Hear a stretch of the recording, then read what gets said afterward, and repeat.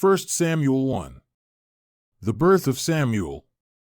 There was a certain man from Ramathaim, a Zuphite from the hill country of Ephraim, whose name was Elkanah son of Jeraham, the son of Elihu, the son of Tohu, the son of Zuph, an Ephraimite. He had 2 wives, one was called Hannah and the other Peninnah. Peninnah had children, but Hannah had none. Year after year this man went up from his town to worship and sacrifice to the Lord Almighty at Shiloh, where Hophni and Phinehas, the 2 sons of Eli, were priests of the Lord. Whenever the day came for Elkanah to sacrifice, he would give portions of the meat to his wife Peninnah and to all her sons and daughters. But to Hannah he gave a double portion because he loved her, and the Lord had closed her womb. Because the Lord had closed Hannah's womb, her rival kept provoking her in order to irritate her. This went on year after year. Whenever Hannah went up to the house of the Lord, her rival provoked her till she wept and would not eat. Her husband Elkanah would say to her, "Hannah, why are you weeping? Why don't you eat? Why are you downhearted? Don't I mean more to you than 10 sons?" Once when they had finished eating and drinking in Shiloh, Hannah stood up. Now Eli the priest was sitting on his chair by the doorpost of the Lord's house. In her deep anguish, Hannah prayed to the Lord, weeping bitterly. And she made a vow, saying, "Lord Almighty, if you will only look on your servant's misery and remember me, and not forget your servant, but give her a son, then I will give him to the Lord for all the days of his life, and no razor will ever be used on his head." As she kept on praying to the Lord, Eli observed her mouth. Hannah was praying in her heart, and her lips were moving, but her voice was not heard. Eli thought she was drunk and said to her, "How long are you going to stay drunk? Put away your wine." "Not so, my lord," Hannah replied, "I am a woman who is deeply troubled. I have not been drinking wine or beer, I was pouring out my soul to the Lord. Do not take your servant for a wicked woman, I have been praying here out of my great anguish and grief." Eli answered, "Go in peace, and may the God of Israel grant you what you have asked of him." She said, "May your servant find favor in your eyes." Then she went her way and ate something, and her face was no longer downcast. Early the next morning they arose and worshipped before the Lord, and then went back to their home at Ramah. Elkanah made love to his wife Hannah, and the Lord remembered her. So in the course of time, Hannah became pregnant and gave birth to a son. She named him Samuel, saying, "Because I asked the Lord for him." Hannah dedicates Samuel. When her husband Elkanah went up with all his family to offer the annual sacrifice to the Lord and to fulfill his vow, Hannah did not go. She said to her husband, "After the boy is weaned, I will take him and present him before the Lord, and he will live there always." "Do what seems best to you," her husband Elkanah told her. "Stay here until you have weaned him, only may the Lord make good his word." So the woman stayed at home and nursed her son until she had weaned him. After he was weaned, she took the boy with her, young as he was, along with a 3-year-old bull, an ephah of flour and a skin of wine, and brought him to the house of the Lord at Shiloh. When the bull had been sacrificed, they brought the boy to Eli, and she said to him, "Pardon me, my lord. As surely as you live, I am the woman who stood here beside you praying to the Lord. I prayed for this child, and the Lord has granted me what I asked of him. So now I give him to the Lord. For his whole life, he will be given over to the Lord." And he worshipped the Lord there. 1 Samuel 2. Hannah's prayer. Then Hannah prayed and said, "My heart rejoices in the Lord. In the Lord my horn is lifted high. My mouth boasts over my enemies. For I delight in your deliverance. There is no one holy like the Lord. There is no one besides you. There is no rock like our God. Do not keep talking so proudly, or let your mouth speak such arrogance. For the Lord is a God who knows, and by him deeds are weighed. The bows of the warriors are broken, but those who stumbled are armed with strength.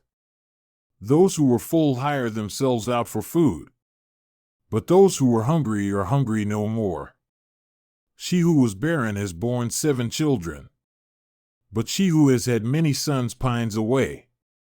The Lord brings death and makes alive.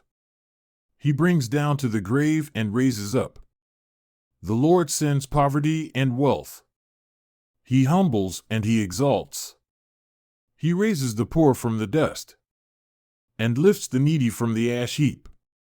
He seats them with princes and has them inherit a throne of honor. For the foundations of the earth are the Lord's.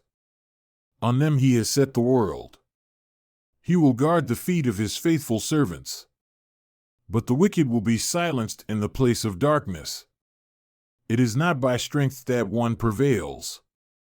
Those who oppose the Lord will be broken. The Most High will thunder from heaven. The Lord will judge the ends of the earth. He will give strength to his king and exalt the horn of his anointed. Then Elkanah went home to Ramah, but the boy ministered before the Lord under Eli the priest. Eli's wicked sons. Eli's sons were scoundrels. They had no regard for the Lord. Now it was the practice of the priests that, whenever any of the people offered a sacrifice, the priest's servant would come with a 3-pronged fork in his hand while the meat was being boiled and would plunge the fork into the pan or kettle or cauldron or pot. Whatever the fork brought up, the priest would take for himself. This is how they treated all the Israelites who came to Shiloh. But even before the fat was burned, the priest's servant would come and say to the person who was sacrificing, "Give the priest some meat to roast. He won't accept boiled meat from you, but only raw."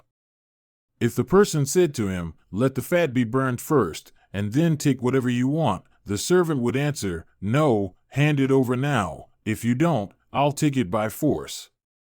This sin of the young men was very great in the Lord's sight, for they were treating the Lord's offering with contempt. But Samuel was ministering before the Lord, a boy wearing a linen ephod. Each year his mother made him a little robe and took it to him when she went up with her husband to offer the annual sacrifice. Eli would bless Elkanah and his wife, saying, "May the Lord give you children by this woman to take the place of the one she prayed for and gave to the Lord." Then they would go home. And the Lord was gracious to Hannah. She gave birth to 3 sons and 2 daughters. Meanwhile, the boy Samuel grew up in the presence of the Lord. Now Eli, who was very old, heard about everything his sons were doing to all Israel and how they slept with the women who served at the entrance to the tent of meeting. So he said to them, "Why do you do such things? I hear from all the people about these wicked deeds of yours. No, my sons, the report I hear spreading among the Lord's people is not good. If one person sins against another, God may mediate for the offender, but if anyone sins against the Lord, who will intercede for them?" His sons, however, did not listen to their father's rebuke, for it was the Lord's will to put them to death. And the boy Samuel continued to grow in stature and in favor with the Lord and with people. Prophecy against the house of Eli. Now a man of God came to Eli and said to him, "This is what the Lord says, did I not clearly reveal myself to your ancestors' family when they were in Egypt under Pharaoh? I chose your ancestor out of all the tribes of Israel to be my priest, to go up to my altar, to burn incense, and to wear an ephod in my presence. I also gave your ancestors' family all the food offerings presented by the Israelites. Why do you scorn my sacrifice and offering that I prescribed for my dwelling? Why do you honor your sons more than me by fattening yourselves on the choice parts of every offering made by my people Israel? Therefore the Lord, the God of Israel, declares, I promised that members of your family would minister before me forever. But now the Lord declares, far be it from me. Those who honor me I will honor, but those who despise me will be disdained. The time is coming when I will cut short your strength and the strength of your priestly house, so that no one in it will reach old age, and you will see distress in my dwelling. Although good will be done to Israel, no one in your family line will ever reach old age. Every one of you that I do not cut off from serving at my altar, I will spare only to destroy your sight and sap your strength, and all your descendants will die in the prime of life. And what happens to your 2 sons, Hophni and Phinehas, will be assigned to you. They will both die on the same day. I will raise up for myself a faithful priest, who will do according to what is in my heart and mind. I will firmly establish his priestly house, and they will minister before my anointed one always. Then everyone left in your family line will come and bow down before him for a piece of silver and a loaf of bread and plead, "Appoint me to some priestly office so I can have food to eat." 1 Samuel 3. The Lord calls Samuel. The boy Samuel ministered before the Lord under Eli. In those days the word of the Lord was rare, there were not many visions. One night Eli, whose eyes were becoming so weak that he could barely see, was lying down in his usual place. The lamp of God had not yet gone out, and Samuel was lying down in the house of the Lord, where the ark of God was. Then the Lord called Samuel. Samuel answered, "Here I am." And he ran to Eli and said, "Here I am, you called me." But Eli said, "I did not call, go back and lie down." So he went and lay down. Again the Lord called, "Samuel." And Samuel got up and went to Eli and said, "Here I am, you called me." "My son," Eli said, "I did not call, go back and lie down." Now Samuel did not yet know the Lord, the word of the Lord had not yet been revealed to him. A third time the Lord called, "Samuel." And Samuel got up and went to Eli and said, "Here I am, you called me." Then Eli realized that the Lord was calling the boy. So Eli told Samuel, "Go and lie down, and if he calls you, say, 'Speak, Lord, for your servant is listening.'" So Samuel went and lay down in his place. The Lord came and stood there, calling as at the other times, "Samuel, Samuel." Then Samuel said, "Speak, for your servant is listening." And the Lord said to Samuel, "See, I am about to do something in Israel that will make the ears of everyone who hears about it tingle.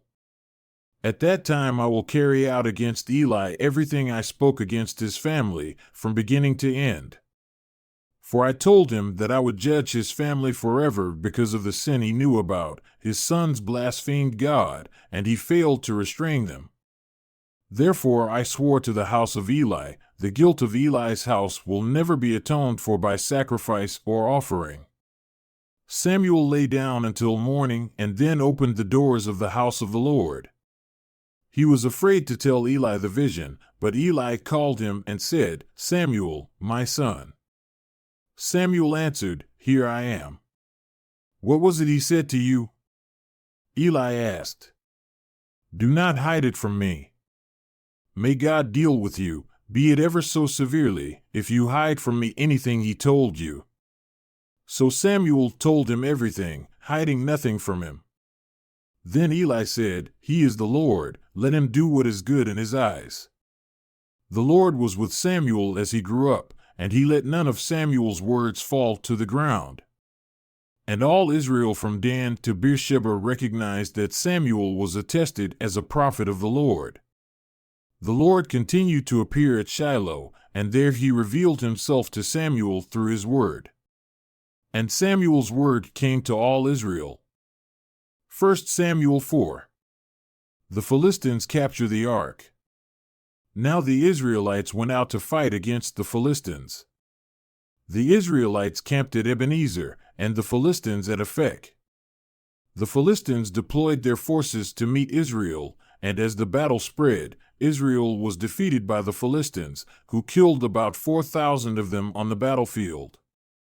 When the soldiers returned to camp, the elders of Israel asked, "Why did the Lord bring defeat on us today before the Philistines?" Let us bring the ark of the Lord's covenant from Shiloh, so that he may go with us and save us from the hand of our enemies. So the people sent men to Shiloh, and they brought back the ark of the covenant of the Lord Almighty, who was enthroned between the cherubim. And Eli's 2 sons, Hophni and Phinehas, were there with the ark of the covenant of God.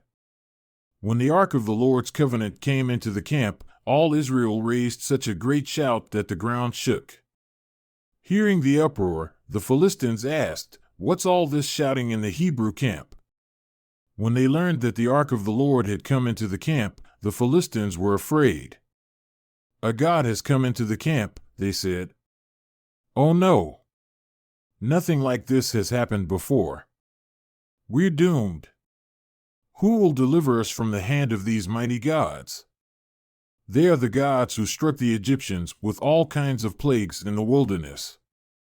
Be strong, Philistines. Be men, or you will be subject to the Hebrews, as they have been to you. Be men, and fight." So the Philistines fought, and the Israelites were defeated, and every man fled to his tent. The slaughter was very great. Israel lost 30,000 foot soldiers. The ark of God was captured, and Eli's 2 sons, Hophni and Phinehas, died. Death of Eli. That same day a Benjamite ran from the battle line and went to Shiloh with his clothes torn and dust on his head. When he arrived, there was Eli sitting on his chair by the side of the road, watching, because his heart feared for the ark of God. When the man entered the town and told what had happened, the whole town sent up a cry. Eli heard the outcry and asked, "What is the meaning of this uproar?" The man hurried over to Eli, who was 98 years old and whose eyes had failed so that he could not see.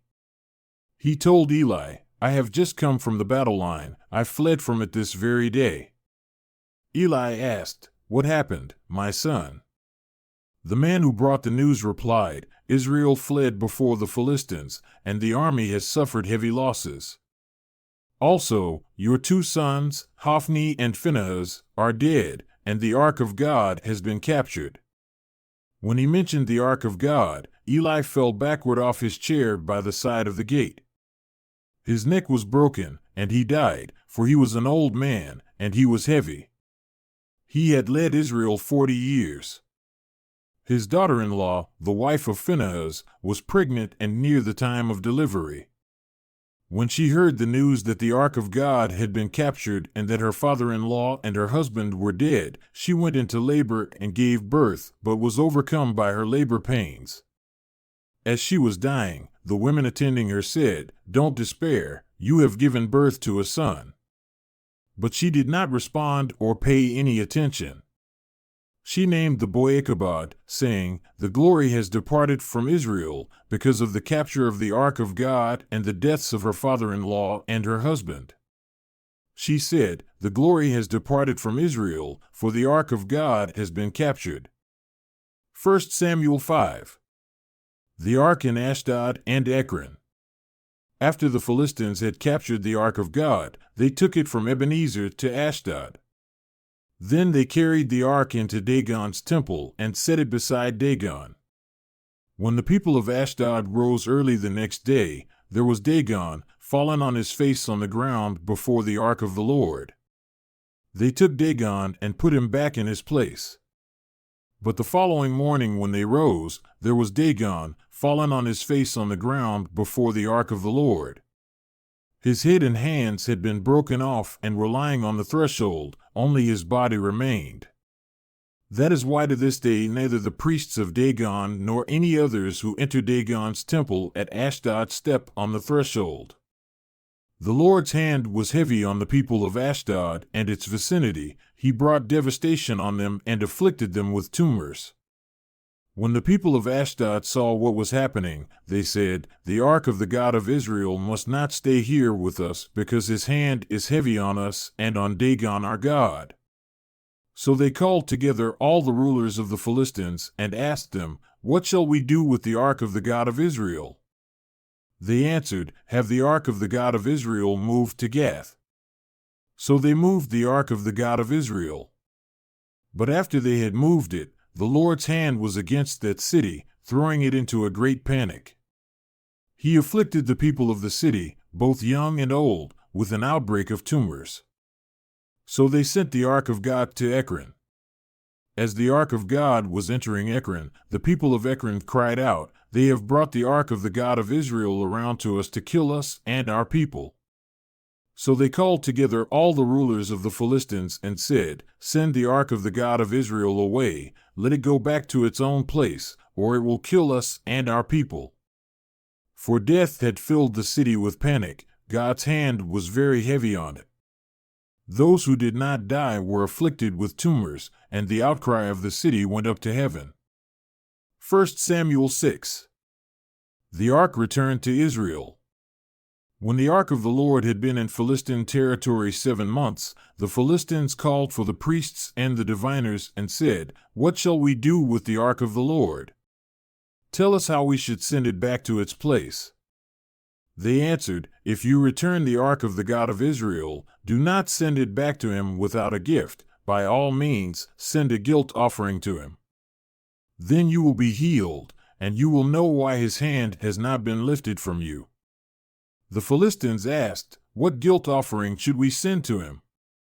They replied, 5 gold tumors and 5 gold rats, according to the number of the Philistine rulers, because the same plague has struck both you and your rulers.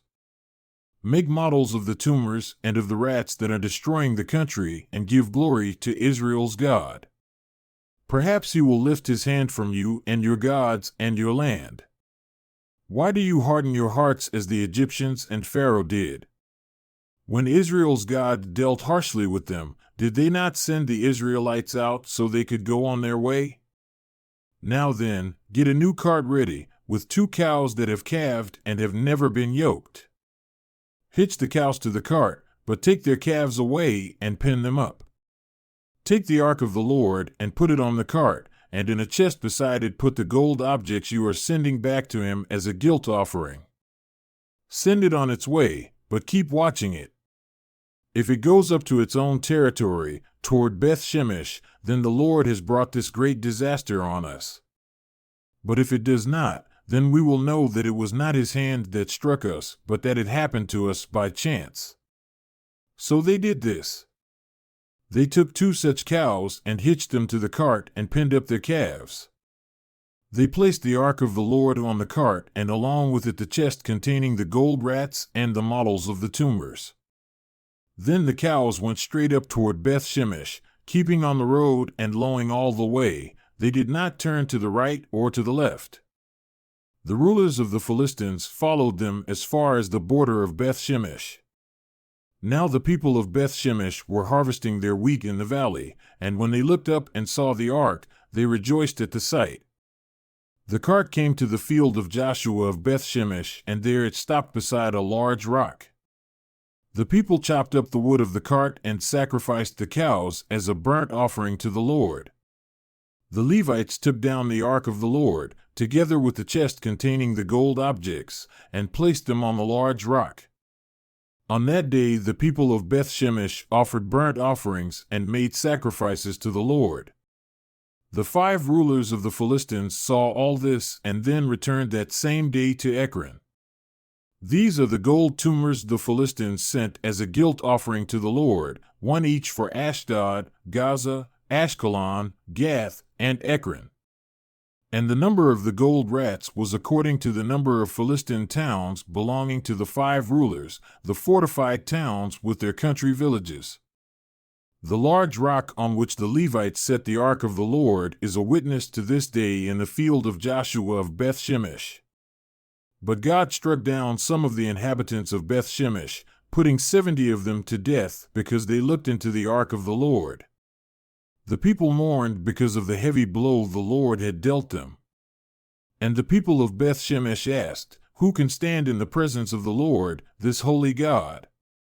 To whom will the ark go up from here?" Then they sent messengers to the people of Kiriath Jearim, saying, "The Philistines have returned the ark of the Lord. Come down and take it up to your town." 1 Samuel 7. So the men of Kiriath Jearim came and took up the ark of the Lord. They brought it to Abinadab's house on the hill and consecrated Eleazar, his son, to guard the ark of the Lord. The ark remained at Kiriath Jearim a long time, 20 years in all. Samuel subdues the Philistines at Mizpah. Then all the people of Israel turned back to the Lord. So Samuel said to all the Israelites, "If you are returning to the Lord with all your hearts, then rid yourselves of the foreign gods and the Ashtoreths and commit yourselves to the Lord and serve him only, and he will deliver you out of the hand of the Philistines." So the Israelites put away their Baals and Ashtoreths and served the Lord only. Then Samuel said, "Assemble all Israel at Mizpah, and I will intercede with the Lord for you." When they had assembled at Mizpah, they drew water and poured it out before the Lord. On that day they fasted, and there they confessed, "We have sinned against the Lord." Now Samuel was serving as leader of Israel at Mizpah. When the Philistines heard that Israel had assembled at Mizpah, the rulers of the Philistines came up to attack them. When the Israelites heard of it, they were afraid because of the Philistines. They said to Samuel, "Do not stop crying out to the Lord our God for us, that he may rescue us from the hand of the Philistines." Then Samuel took a suckling lamb and sacrificed it as a whole burnt offering to the Lord. He cried out to the Lord on Israel's behalf, and the Lord answered him. While Samuel was sacrificing the burnt offering, the Philistines drew near to engage Israel in battle. But that day the Lord thundered with loud thunder against the Philistines, and threw them into such a panic that they were routed before the Israelites.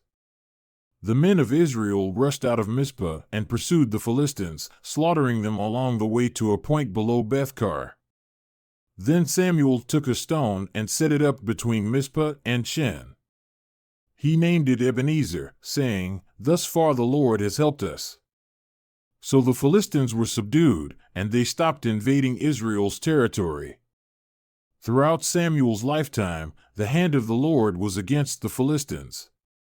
The towns from Ekron to Gath that the Philistines had captured from Israel were restored to Israel, and Israel delivered the neighboring territory from the hands of the Philistines. And there was peace between Israel and the Amorites.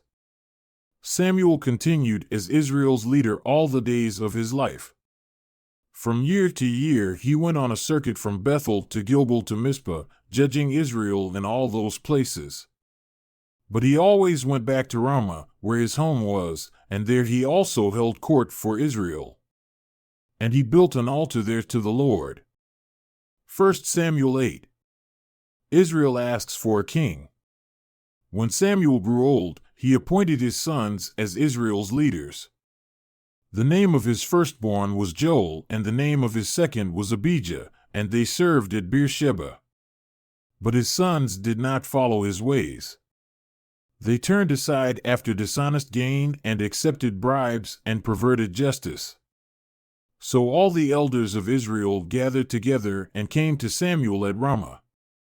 They said to him, "You are old, and your sons do not follow your ways. Now appoint a king to lead us, such as all the other nations have." But when they said, "Give us a king to lead us," this displeased Samuel, so he prayed to the Lord. And the Lord told him, "Listen to all that the people are saying to you. It is not you they have rejected, but they have rejected me as their king. As they have done from the day I brought them up out of Egypt until this day, forsaking me and serving other gods, so they are doing to you. Now listen to them, but warn them solemnly and let them know what the king who will reign over them will claim as his rights." Samuel told all the words of the Lord to the people who were asking him for a king. He said, "This is what the king who will reign over you will claim as his rights. He will take your sons and make them serve with his chariots and horses, and they will run in front of his chariots.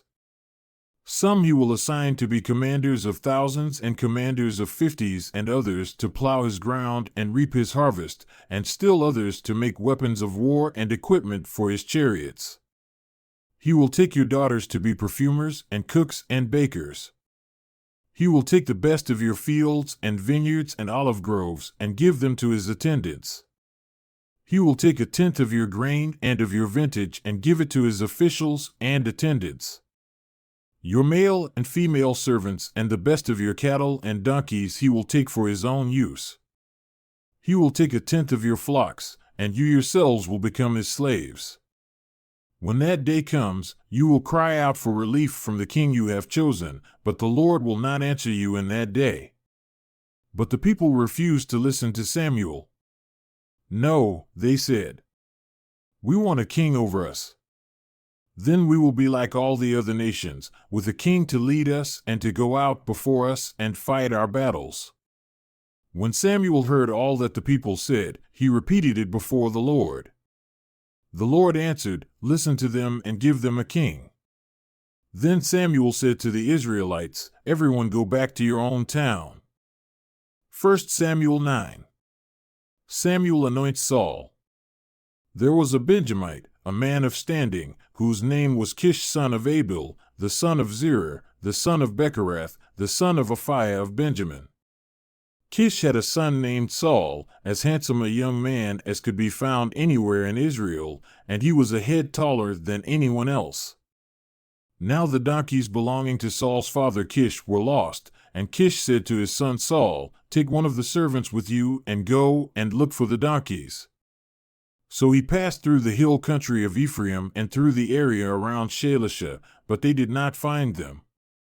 They went on into the district of Shalim, but the donkeys were not there. Then he passed through the territory of Benjamin, but they did not find them. When they reached the district of Zuph, Saul said to the servant who was with him, "Come, let's go back, or my father will stop thinking about the donkeys and start worrying about us." But the servant replied, "Look, in this town there is a man of God. He is highly respected, and everything he says comes true. Let's go there now. Perhaps he will tell us what way to take." Saul said to his servant, "If we go, what can we give the man? The food in our sacks is gone. We have no gift to take to the man of God. What do we have?" The servant answered him again. "Look," he said, "I have a quarter of a shekel of silver. I will give it to the man of God so that he will tell us what way to take." Formerly in Israel, if someone went to inquire of God, they would say, "Come, let us go to the seer," because the prophet of today used to be called a seer. "Good," Saul said to his servant. "Come, let's go." So they set out for the town where the man of God was. As they were going up the hill to the town, they met some young women coming out to draw water, and they asked them, "Is the seer here?" "He is," they answered. "He's ahead of you. Hurry now, he has just come to our town today, for the people have a sacrifice at the high place. As soon as you enter the town, you will find him before he goes up to the high place to eat. The people will not begin eating until he comes, because he must bless the sacrifice. Afterward, those who are invited will eat. Go up now, you should find him about this time." They went up to the town, and as they were entering it, there was Samuel, coming toward them on his way up to the high place. Now the day before Saul came, the Lord had revealed this to Samuel, "About this time tomorrow I will send you a man from the land of Benjamin. Anoint him ruler over my people Israel. He will deliver them from the hand of the Philistines. I have looked on my people, for their cry has reached me." When Samuel caught sight of Saul, the Lord said to him, "This is the man I spoke to you about. He will govern my people." Saul approached Samuel in the gateway and asked, "Would you please tell me where the seer's house is?" "I am the seer," Samuel replied.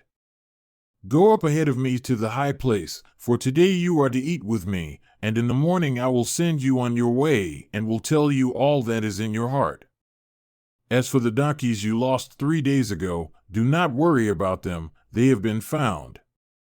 And to whom is all the desire of Israel turned, if not to you and your whole family line?" Saul answered, "But am I not a Benjamite, from the smallest tribe of Israel, and is not my clan the least of all the clans of the tribe of Benjamin? Why do you say such a thing to me? Then Samuel brought Saul and his servant into the hall and seated them at the head of those who were invited, about 30 in number. Samuel said to the cook, "Bring the piece of meat I gave you, the one I told you to lay aside." So the cook took up the thigh with what was on it and set it in front of Saul. Samuel said, "Here is what has been kept for you. Eat, because it was set aside for you for this occasion from the time I said, 'I have invited guests.'"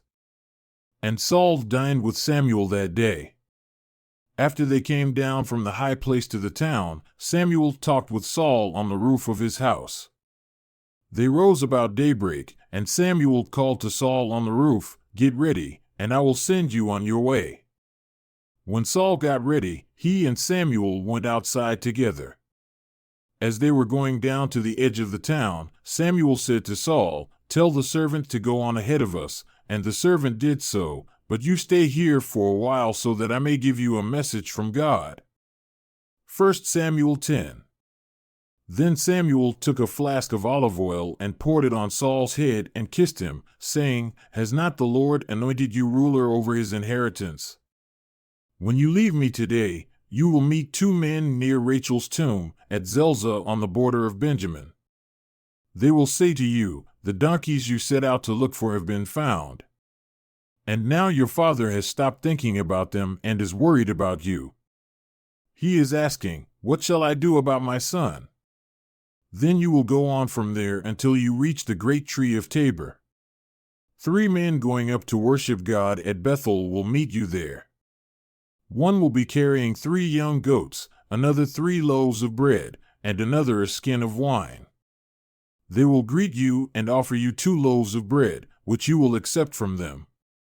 After that, you will go to Gibeah of God, where there is a Philistine outpost. As you approach the town, you will meet a procession of prophets coming down from the high place with lyres, timbrels, pipes, and harps being played before them, and they will be prophesying. The Spirit of the Lord will come powerfully upon you, and you will prophesy with them, and you will be changed into a different person. Once these signs are fulfilled, do whatever your hand finds to do, for God is with you. Go down ahead of me to Gilgal. I will surely come down to you to sacrifice burnt offerings and fellowship offerings, but you must wait 7 days until I come to you and tell you what you are to do." As Saul turned to leave Samuel, God changed Saul's heart, and all these signs were fulfilled that day. When he and his servant arrived at Gibeah, a procession of prophets met him. The Spirit of God came powerfully upon him, and he joined in their prophesying. When all those who had formerly known him saw him prophesying with the prophets, they asked each other, "What is this that has happened to the son of Kish? Is Saul also among the prophets?" A man who lived there answered, "And who is their father?"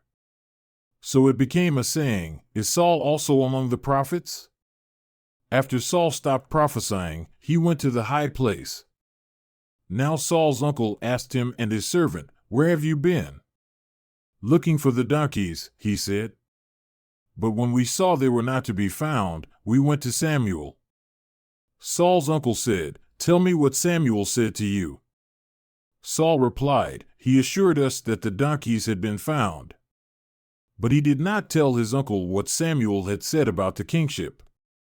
Samuel summoned the people of Israel to the Lord at Mizpah and said to them, "This is what the Lord, the God of Israel, says, I brought Israel up out of Egypt, and I delivered you from the power of Egypt and all the kingdoms that oppressed you.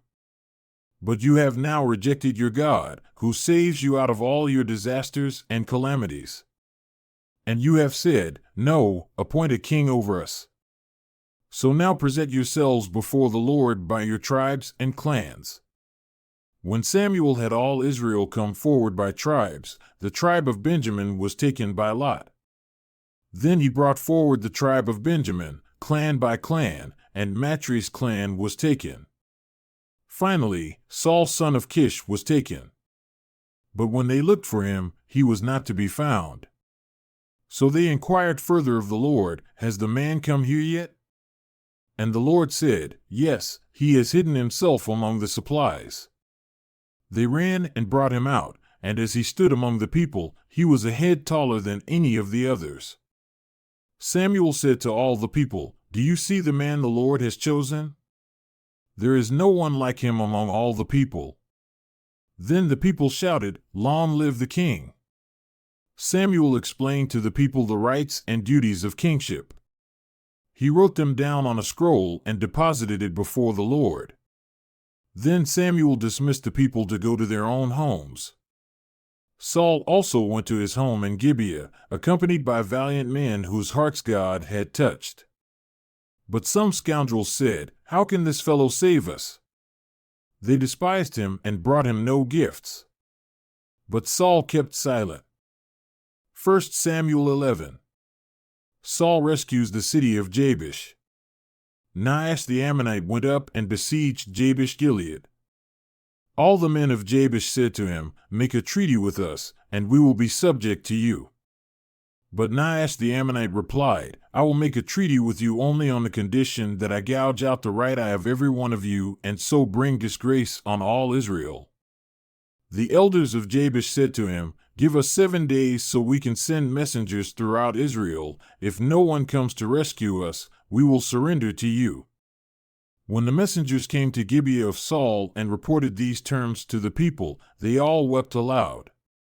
Just then Saul was returning from the fields, behind his oxen, and he asked, "What is wrong with everyone? Why are they weeping?"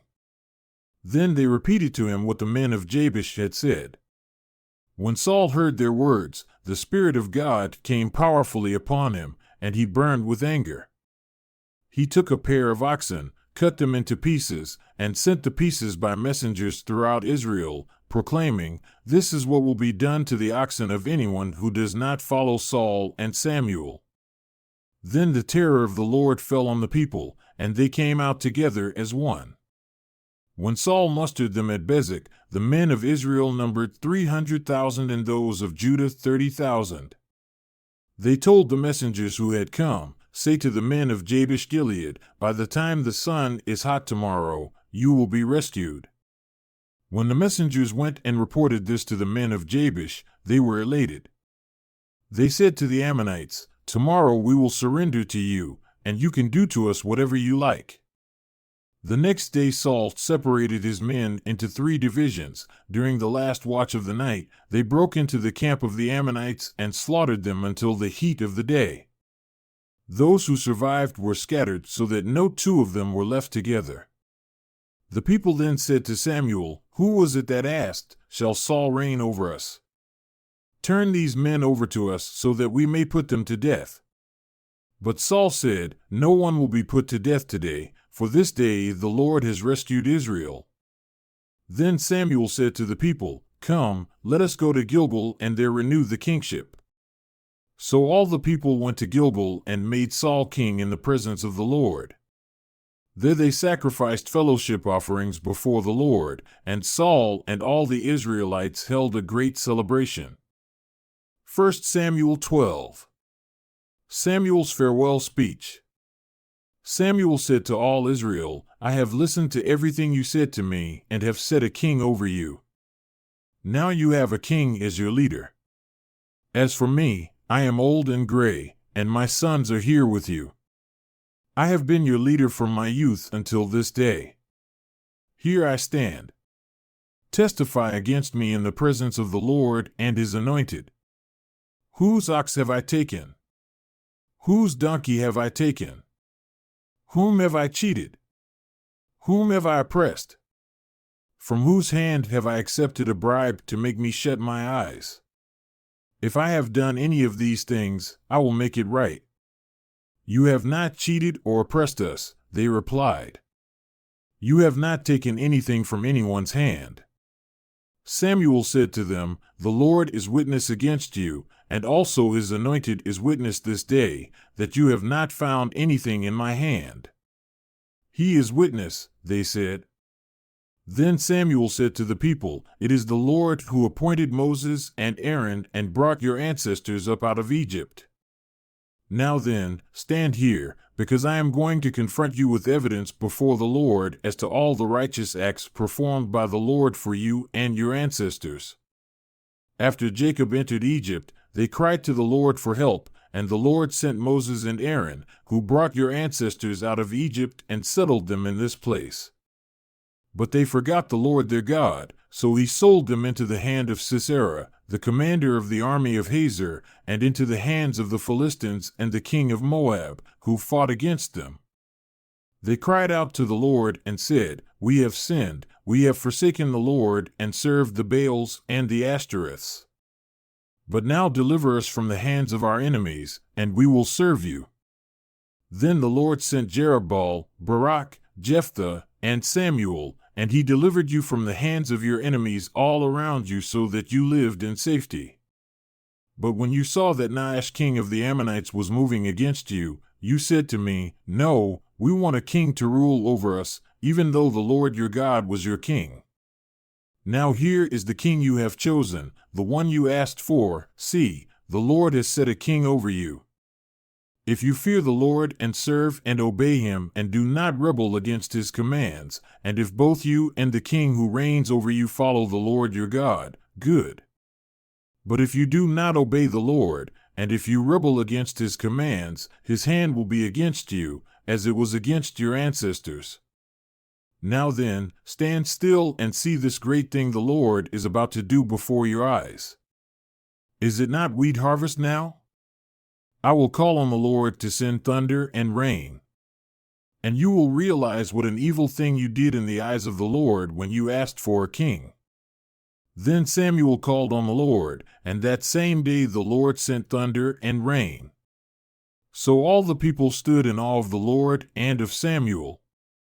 The people all said to Samuel, Pray to the Lord your God for your servants so that we will not die, for we have added to all our other sins the evil of asking for a king. Do not be afraid, Samuel replied. You have done all this evil, yet do not turn away from the Lord, but serve the Lord with all your heart. Do not turn away after useless idols. They can do you no good, nor can they rescue you because they are useless. For the sake of his great name, the Lord will not reject his people, because the Lord was pleased to make you his own.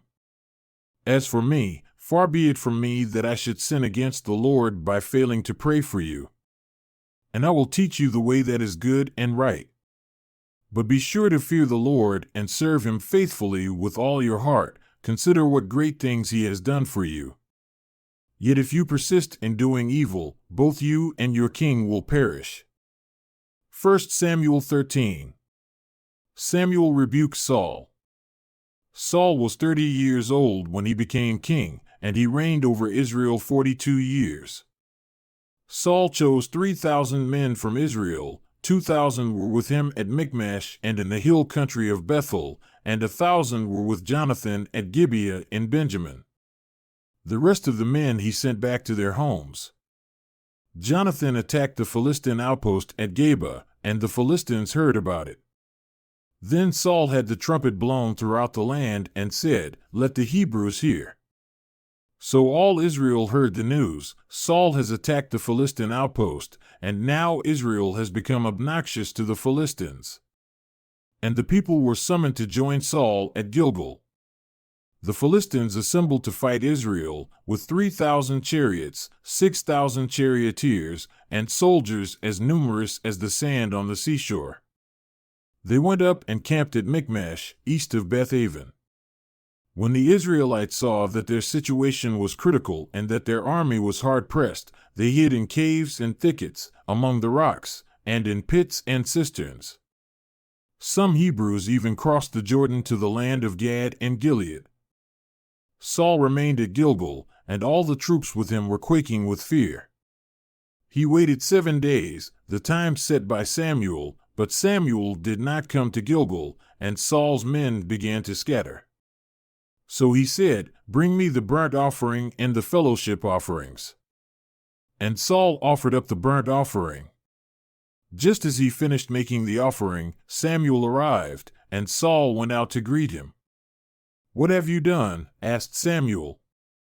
Saul replied, When I saw that the men were scattering, and that you did not come at the set time, and that the Philistines were assembling at Michmash, I thought, Now the Philistines will come down against me at Gilgal, and I have not sought the Lord's favor. So I felt compelled to offer the burnt offering." "You have done a foolish thing," Samuel said. "You have not kept the command the Lord your God gave you. If you had, he would have established your kingdom over Israel for all time. But now your kingdom will not endure. The Lord has sought out a man after his own heart and appointed him ruler of his people, because you have not kept the Lord's command." Then Samuel left Gilgal and went up to Gibeah in Benjamin, and Saul counted the men who were with him. They numbered about 600. Israel without weapons.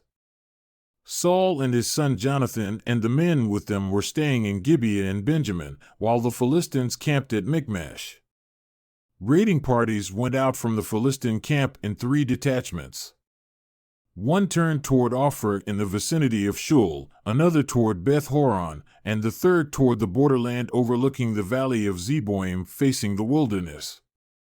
Not a blacksmith could be found in the whole land of Israel, because the Philistines had said, "Otherwise the Hebrews will make swords or spears."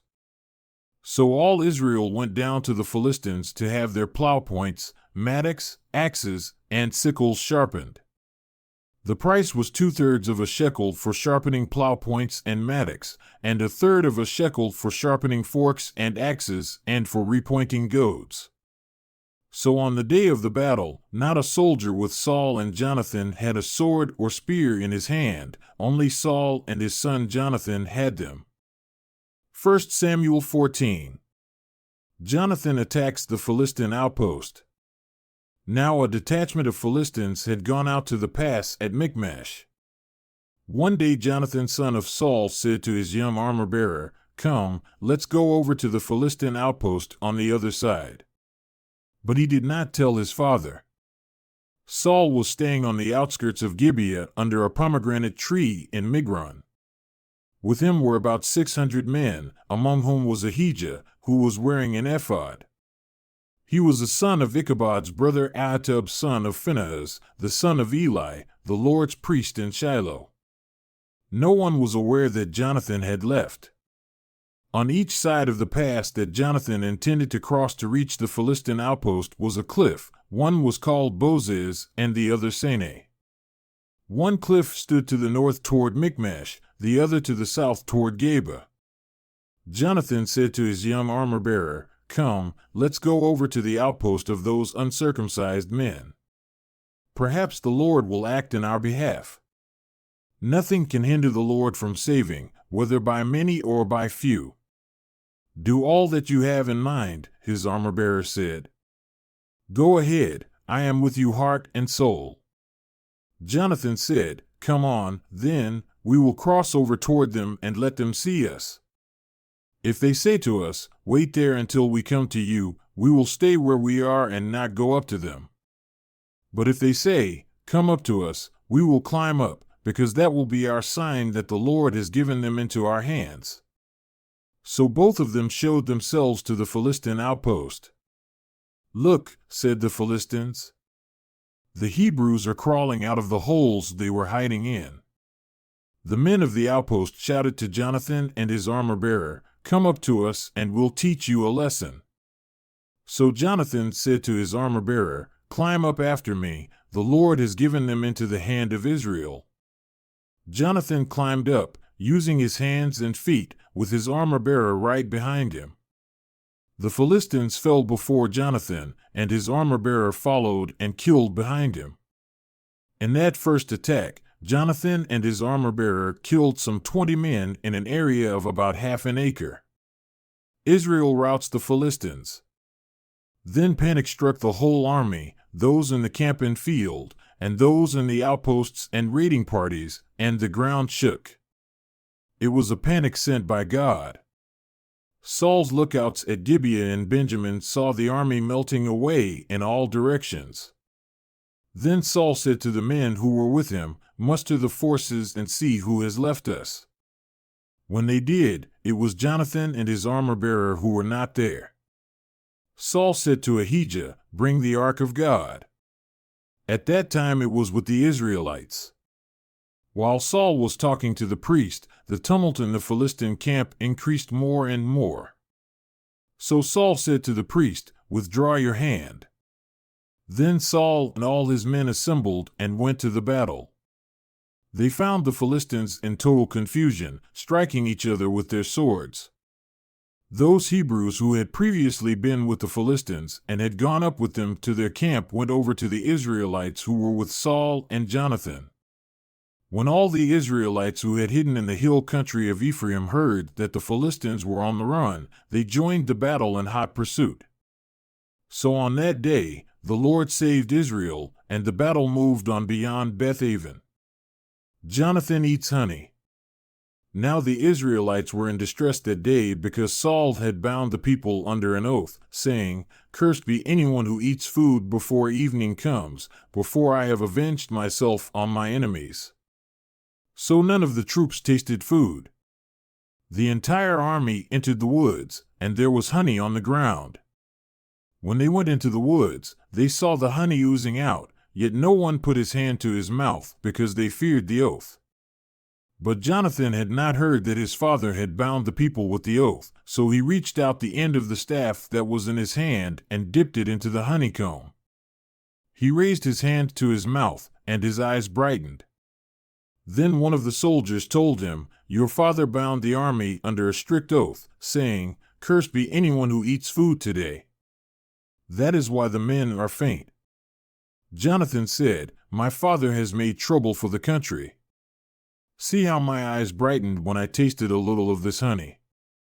How much better it would have been if the men had eaten today some of the plunder they took from their enemies. Would not the slaughter of the Philistines have been even greater?" That day, after the Israelites had struck down the Philistines from Michmash to Aijalon, they were exhausted. They pounced on the plunder and, taking sheep, cattle, and calves, they butchered them on the ground and ate them, together with the blood. Then someone said to Saul, "Look, the men are sinning against the Lord by eating meat that has blood in it." "You have broken faith," he said. "Roll a large stone over here at once." Then he said, "Go out among the men and tell them, 'Each of you bring me your cattle and sheep, and slaughter them here and eat them.' Do not sin against the Lord by eating meat with blood still in it." So everyone brought his ox that night and slaughtered it there. Then Saul built an altar to the Lord. It was the first time he had done this. Saul said, "Let us go down after the Philistines by night and plunder them till dawn, and let us not leave one of them alive." "Do whatever seems best to you," they replied. But the priest said, "Let us inquire of God here." So Saul asked God, "Shall I go down and pursue the Philistines? Will you give them into Israel's hand?" But God did not answer him that day.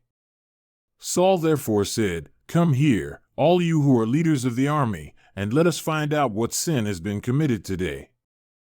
As surely as the Lord who rescues Israel lives, even if the guilt lies with my son Jonathan, he must die." But not one of them said a word. Saul then said to all the Israelites, "You stand over there, I and Jonathan my son will stand over here." "Do what seems best to you," they replied. Then Saul prayed to the Lord, the God of Israel, "Why have you not answered your servant today? If the fault is with me or my son Jonathan, respond with Urim, but if the men of Israel are at fault, respond with Thummim." Jonathan and Saul were taken by lot, and the men were cleared. Saul said, "Cast the lot between me and Jonathan my son." And Jonathan was taken. Then Saul said to Jonathan, "Tell me what you have done." So Jonathan told him, "I tasted a little honey with the end of my staff. And now I must die." Saul said, "May God deal with me, be it ever so severely, if you do not die, Jonathan." But the men said to Saul, "Should Jonathan die, he who has brought about this great deliverance in Israel? Never. As surely as the Lord lives, not a hair of his head will fall to the ground, for he did this today with God's help." So the men rescued Jonathan, and he was not put to death. Then Saul stopped pursuing the Philistines, and they withdrew to their own land. Saul's family. After Saul had assumed rule over Israel, he fought against their enemies on every side: Moab, the Ammonites, Edom, the kings of Zobah, and the Philistines. Wherever he turned, he inflicted punishment on them. He fought valiantly and defeated the Amalekites, delivering Israel from the hands of those who had plundered them. Saul's sons were Jonathan, Ishvi, and Malchishua. The name of his older daughter was Merab, and that of the younger was Michal. His wife's name was Ahinoam, daughter of Ahimaaz. The name of the commander of Saul's army was Abner, son of Ner, and Ner was Saul's uncle. Saul's father Kish and Abner's father Ner were sons of Abel. All the days of Saul there was bitter war with the Philistines, and whenever Saul saw a mighty or brave man, he took him into his service. 1 Samuel 15. The Lord rejects Saul as king. Samuel said to Saul, "I am the one the Lord sent to anoint you king over his people Israel, so listen now to the message from the Lord. This is what the Lord Almighty says: I will punish the Amalekites for what they did to Israel when they waylaid them as they came up from Egypt. Now go, attack the Amalekites and totally destroy all that belongs to them. Do not spare them, put to death men and women, children and infants, cattle and sheep, camels and donkeys." So Saul summoned the men and mustered them at Tel Aim, 200,000 foot soldiers and 10,000 from Judah. Saul went to the city of Amalek and set an ambush in the ravine. Then he said to the Kenite, "Go away, leave the Amalekites so that I do not destroy you along with them, for you showed kindness to all the Israelites when they came up out of Egypt." So the Kenite moved away from the Amalekites. Then Saul attacked the Amalekites all the way from Havilah to Shur, near the eastern border of Egypt. He took Agag, king of the Amalekites, alive, and all his people he totally destroyed with the sword.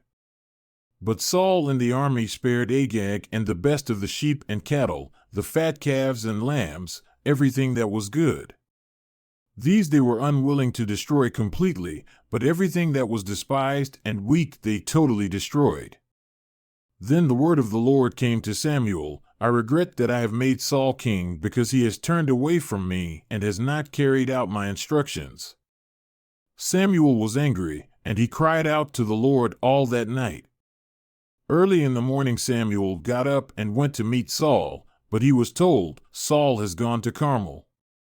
There he has set up a monument in his own honor and has turned and gone on down to Gilgal." When Samuel reached him, Saul said, "The Lord bless you. I have carried out the Lord's instructions." But Samuel said, "What then is this bleating of sheep in my ears? What is this lowing of cattle that I hear?" Saul answered, "The soldiers brought them from the Amalekites. They spared the best of the sheep and cattle to sacrifice to the Lord your God, but we totally destroyed the rest." Enough. Samuel said to Saul, "Let me tell you what the Lord said to me last night." "Tell me," Saul replied. Samuel said, "Although you were once small in your own eyes, did you not become the head of the tribes of Israel? The Lord anointed you king over Israel. And he sent you on a mission, saying, 'Go and completely destroy those wicked people, the Amalekites, wage war against them until you have wiped them out.' Why did you not obey the Lord? Why did you pounce on the plunder and do evil in the eyes of the Lord?" "But I did obey the Lord," Saul said. "I went on the mission the Lord assigned me. I completely destroyed the Amalekites and brought back Agag their king.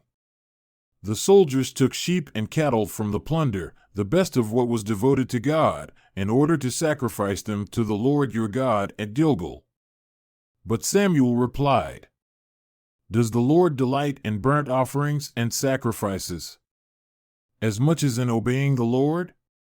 To obey is better than sacrifice, and to heed is better than the fat of rams. For rebellion is like the sin of divination, and arrogance like the evil of idolatry. Because you have rejected the word of the Lord, he has rejected you as king." Then Saul said to Samuel, "I have sinned. I violated the Lord's command and your instructions. I was afraid of the men, and so I gave in to them. Now I beg you, forgive my sin and come back with me, so that I may worship the Lord." But Samuel said to him, "I will not go back with you. You have rejected the word of the Lord, and the Lord has rejected you as king over Israel." As Samuel turned to leave, Saul caught hold of the hem of his robe, and it tore.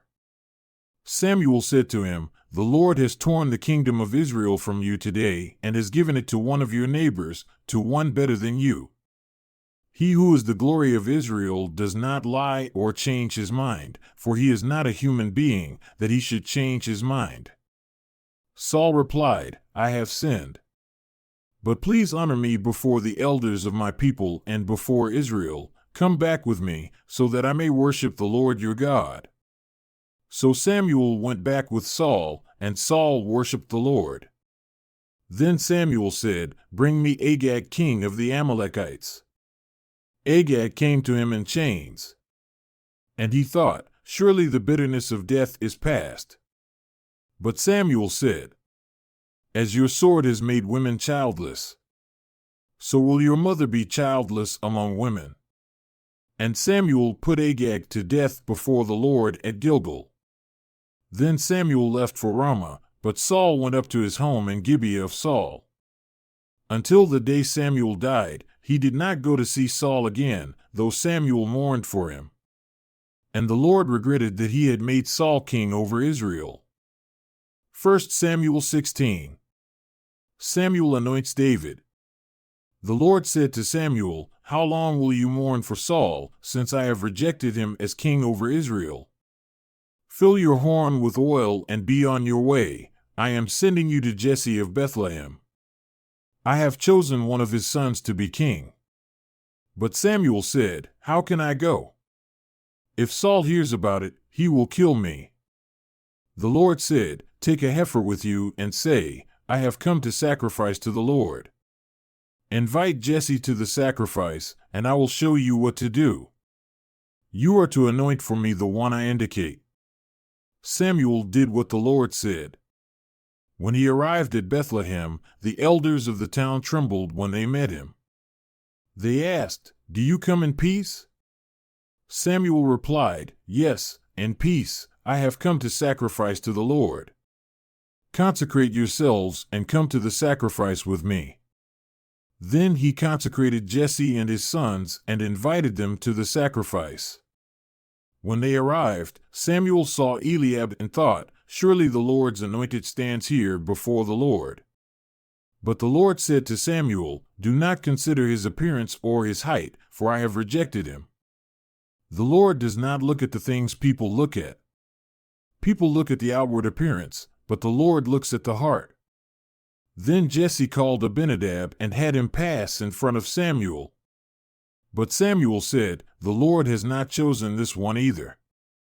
Jesse then had Shammah pass by, but Samuel said, "Nor has the Lord chosen this one."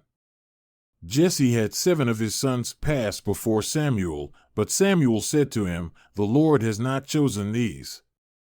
So he asked Jesse, "Are these all the sons you have?" "There is still the youngest," Jesse answered. "He is tending the sheep." Samuel said, "Send for him. We will not sit down until he arrives." So he sent for him and had him brought in. He was glowing with health and had a fine appearance and handsome features. Then the Lord said, "Rise and anoint him. This is the one." So Samuel took the horn of oil and anointed him in the presence of his brothers, and from that day on the Spirit of the Lord came powerfully upon David. Samuel then went to Ramah.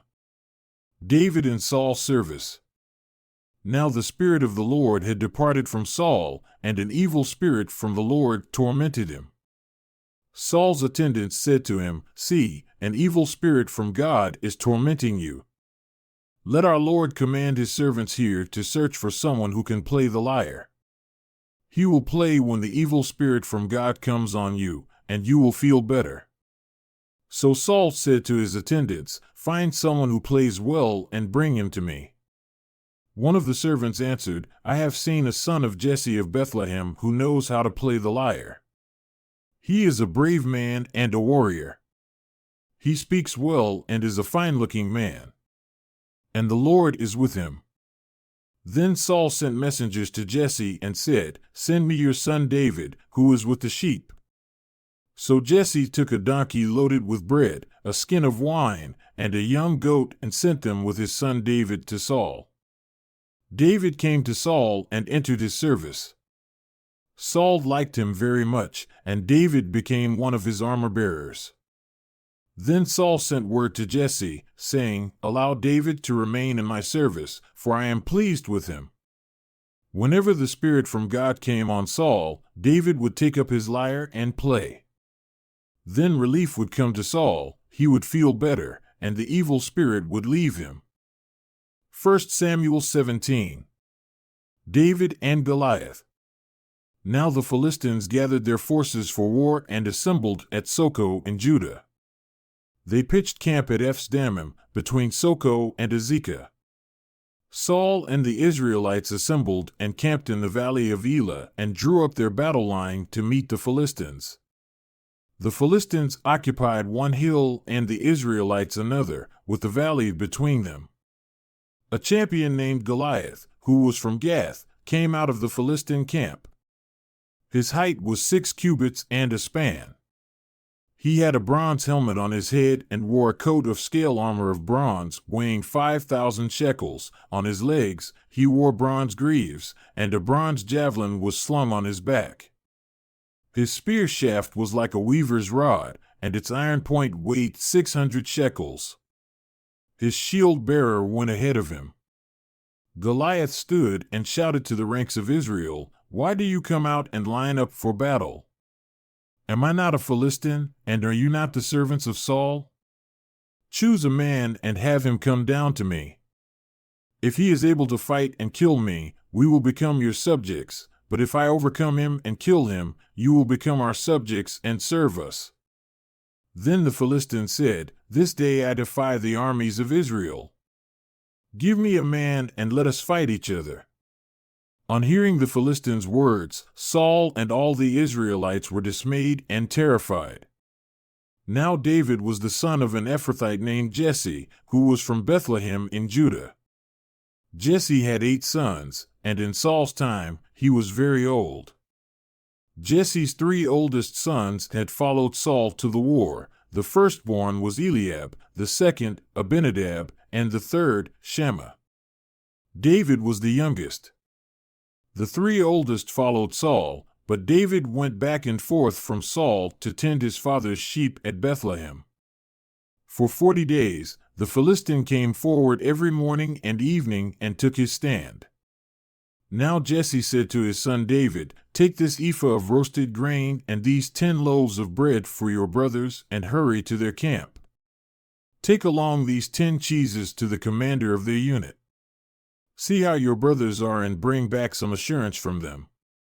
They are with Saul and all the men of Israel in the valley of Elah, fighting against the Philistines. Early in the morning David left the flock in the care of a shepherd, loaded up, and set out, as Jesse had directed. He reached the camp as the army was going out to its battle positions, shouting the war cry. Israel and the Philistines were drawing up their lines facing each other.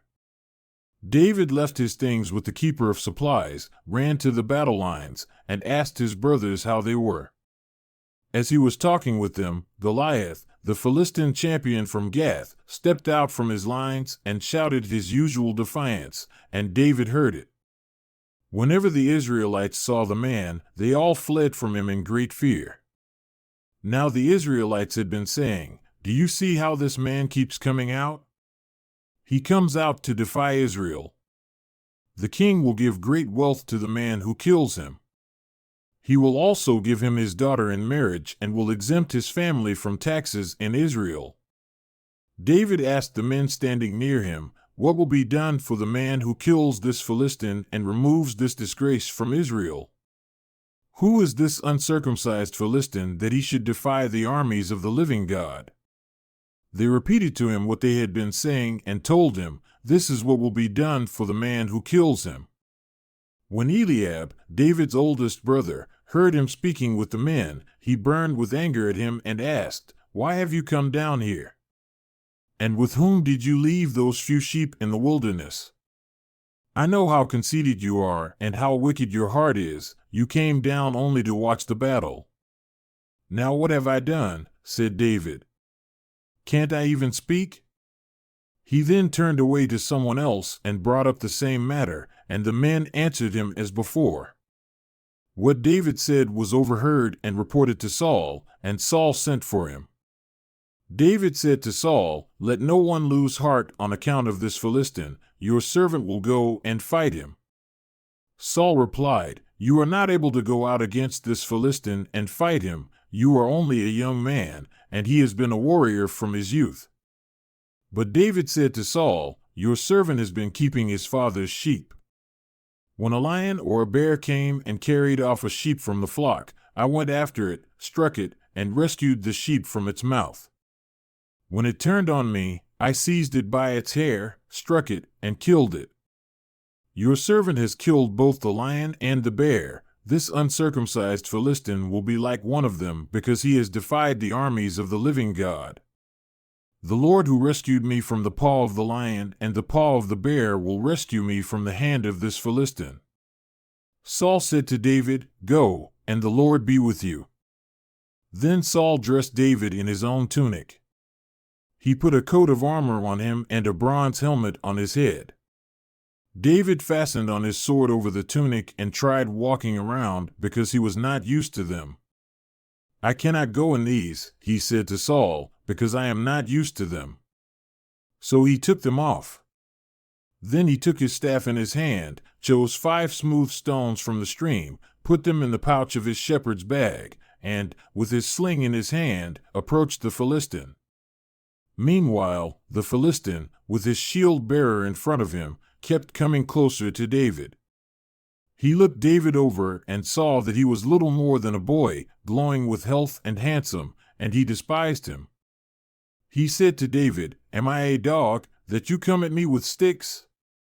And the Philistine cursed David by his gods. "Come here," he said, "and I'll give your flesh to the birds and the wild animals." David said to the Philistine, "You come against me with sword and spear and javelin, but I come against you in the name of the Lord Almighty, the God of the armies of Israel, whom you have defied. This day the Lord will deliver you into my hands, and I'll strike you down and cut off your head.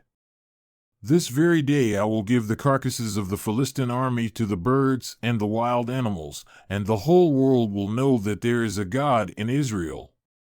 All those gathered here will know that it is not by sword or spear that the Lord saves, for the battle is the Lord's, and he will give all of you into our hands."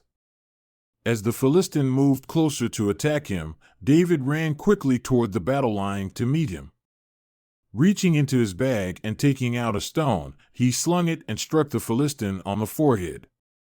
The stone sank into his forehead, and he fell face down on the ground. So David triumphed over the Philistine with a sling and a stone. Without a sword in his hand, he struck down the Philistine and killed him. David ran and stood over him. He took hold of the Philistine's sword and drew it from the sheath. After he killed him, he cut off his head with the sword. When the Philistines saw that their hero was dead, they turned and ran. Then the men of Israel and Judah surged forward with a shout and pursued the Philistines to the entrance of Gath and to the gates of Ekron. Their dead were strewn along the Shaaraim road to Gath and Ekron. When the Israelites returned from chasing the Philistines, they plundered their camp. David took the Philistines' head and brought it to Jerusalem. He put the Philistines' weapons in his own tent. As Saul watched David going out to meet the Philistine, he said to Abner, commander of the army, "Abner, whose son is that young man?" Abner replied, "As surely as you live, your majesty, I don't know." The king said, "Find out whose son this young man is." As soon as David returned from killing the Philistine, Abner took him and brought him before Saul, with David still holding the Philistine's head. "Whose son are you, young man?" Saul asked him. David said, "I am the son of your servant Jesse of Bethlehem." 1 Samuel 18. Saul's growing fear of David. After David had finished talking with Saul, Jonathan became one in spirit with David, and he loved him as himself. From that day Saul kept David with him and did not let him return home to his family. And Jonathan made a covenant with David because he loved him as himself. Jonathan took off the robe he was wearing and gave it to David, along with his tunic, and even his sword, his bow, and his belt. Whatever mission Saul sent him on, David was so successful that Saul gave him a high rank in the army. This pleased all the troops, and Saul's officers as well. When the men were returning home after David had killed the Philistine, the women came out from all the towns of Israel to meet King Saul with singing and dancing, with joyful songs, and with timbrels and lyres. As they danced, they sang, "Saul has slain his thousands, and David his tens of thousands." Saul was very angry. This refrain displeased him greatly. "They have credited David with tens of thousands," he thought, "but me with only thousands. What more can he get but the kingdom?" And from that time on Saul kept a close eye on David. The next day an evil spirit from God came forcefully on Saul. He was prophesying in his house, while David was playing the lyre, as he usually did. Saul had a spear in his hand and he hurled it, saying to himself, "I'll pin David to the wall." But David eluded him twice. Saul was afraid of David, because the Lord was with David but had departed from Saul. So he sent David away from him and gave him command over 1,000 men, and David led the troops in their campaigns. In everything he did he had great success because the Lord was with him. When Saul saw how successful he was afraid of him. But all Israel and Judah loved David because he led them in their campaigns. Saul said to David, "Here is my older daughter Merab. I will give her to you in marriage, only serve me bravely and fight the battles of the Lord." For Saul said to himself, "I will not raise a hand against him. Let the Philistines do that." But David said to Saul, "Who am I? And what is my family or my clan in Israel, that I should become the king's son-in-law?" So when the time came for Merab, Saul's daughter, to be given to David, she was given in marriage to Adriel of Meholah. Now Saul's daughter Michal was in love with David, and when they told Saul about it, he was pleased. "I will give her to him," he thought, "so that she may be a snare to him, and so that the hand of the Philistines may be against him." So Saul said to David, "Now you have a second opportunity to become my son-in-law." Then Saul ordered his attendants, "Speak to David privately and say, 'Look, the king likes you, and his attendants all love you. Now become his son-in-law.'" They repeated these words to David. But David said, "Do you think it is a small matter to become the king's son-in-law? I'm only a poor man and little known." When Saul's servants told him what David had said, Saul replied, "Say to David, the king wants no other price for the bride than 100 Philistine foreskins, to take revenge on his enemies." Saul's plan was to have David fall by the hands of the Philistines. When the attendants told David these things, he was pleased to become the king's son-in-law. So before the allotted time elapsed, David took his men with him and went out and killed 200 Philistines and brought back their foreskins. They counted out the full number to the king so that David might become the king's son-in-law. Then Saul gave him his daughter Michal in marriage. When Saul realized that the Lord was with David and that his daughter Michal loved David, Saul became still more afraid of him, and he remained his enemy the rest of his days. The Philistine commanders continued to go out to battle, and as often as they did, David met with more success than the rest of Saul's officers, and his name became well known. 1 Samuel 19. Saul tries to kill David. Saul told his son Jonathan and all the attendants to kill David. But Jonathan had taken a great liking to David and warned him, "My father Saul is looking for a chance to kill you. Be on your guard tomorrow morning, go into hiding and stay there. I will go out and stand with my father in the field where you are. I'll speak to him about you and will tell you what I find out." Jonathan spoke well of David to Saul his father and said to him, "Let not the king do wrong to his servant David. He has not wronged you, and what he has done has benefited you greatly. He took his life in his hands when he killed the Philistine. The Lord won a great victory for all Israel, and you saw it and were glad. Why then would you do wrong to an innocent man like David by killing him for no reason?" Saul listened to Jonathan and took this oath, "As surely as the Lord lives, David will not be put to death." So Jonathan called David and told him the whole conversation. He brought him to Saul, and David was with Saul as before. Once more war broke out, and David went out and fought the Philistines. He struck them with such force that they fled before him. But an evil spirit from the Lord came on Saul as he was sitting in his house with his spear in his hand. While David was playing the lyre, Saul tried to pin him to the wall with his spear, but David eluded him as Saul drove the spear into the wall. That night David made good his escape. Saul sent men to David's house to watch it and to kill him in the morning. But Michal, David's wife, warned him, "If you don't run for your life tonight, tomorrow you'll be killed." So Michal let David down through a window, and he fled and escaped. Then Michal took an idol and laid it on the bed, covering it with a garment and putting some goat's hair at the head. When Saul sent the men to capture David, Michal said, "He is ill." Then Saul sent the men back to see David and told them, "Bring him up to me in his bed so that I may kill him." But when the men entered, there was the idol in the bed, and at the head was some goat's hair. Saul said to Michal, "Why did you deceive me like this and send my enemy away so that he escaped?" Michal told him, "He said to me, 'Let me get away. Why should I kill you?'"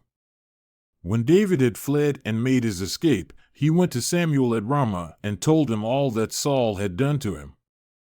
Then he and Samuel went to Naioth and stayed there.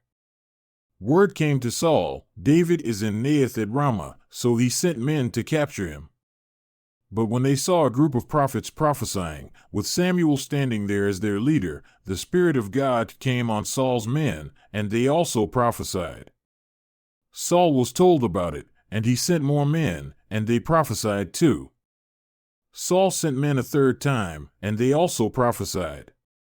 Finally, he himself left for Ramah and went to the great cistern at Seku. And he asked, "Where are Samuel and David?" "Over in Naioth at Ramah," they said. So Saul went to Naioth at Ramah. But the Spirit of God came even on him, and he walked along prophesying until he came to Naioth. He stripped off his garments, and he too prophesied in Samuel's presence. He lay naked all that day and all that night. This is why people say, "Is Saul also among the prophets?" 1 Samuel 20. David and Jonathan. Then David fled from Naioth at Ramah and went to Jonathan and asked, "What have I done? What is my crime? How have I wronged your father, that he is trying to kill me?" "Never." Jonathan replied, "You are not going to die.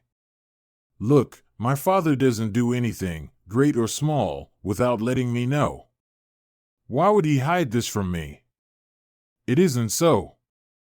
But David took an oath and said, "Your father knows very well that I have found favor in your eyes, and he has said to himself, 'Jonathan must not know this, or he will be grieved.' Yet as surely as the Lord lives and as you live, there is only a step between me and death." Jonathan said to David, "Whatever you want me to do, I'll do for you." So David said, "Look, tomorrow is the new moon feast, and I am supposed to dine with the king, but let me go and hide in the field until the evening of the day after tomorrow. If your father misses me at all, tell him, David earnestly asked my permission to hurry to Bethlehem, his hometown, because an annual sacrifice is being made there for his whole clan. If he says, very well, then your servant is safe. But if he loses his temper, you can be sure that he is determined to harm me. As for you, show kindness to your servant, for you have brought him into a covenant with you before the Lord. If I am guilty, then kill me yourself. Why hand me over to your father? Never. Jonathan said, If I had the least inkling that my father was determined to harm you, wouldn't I tell you? David asked, Who will tell me if your father answers you harshly? Come, Jonathan said, let's go out into the field. So they went there together. Then Jonathan said to David, By the Lord, the God of Israel, I will surely sound out my father by this time the day after tomorrow. If he is favorably disposed toward you, will I not send you word and let you know?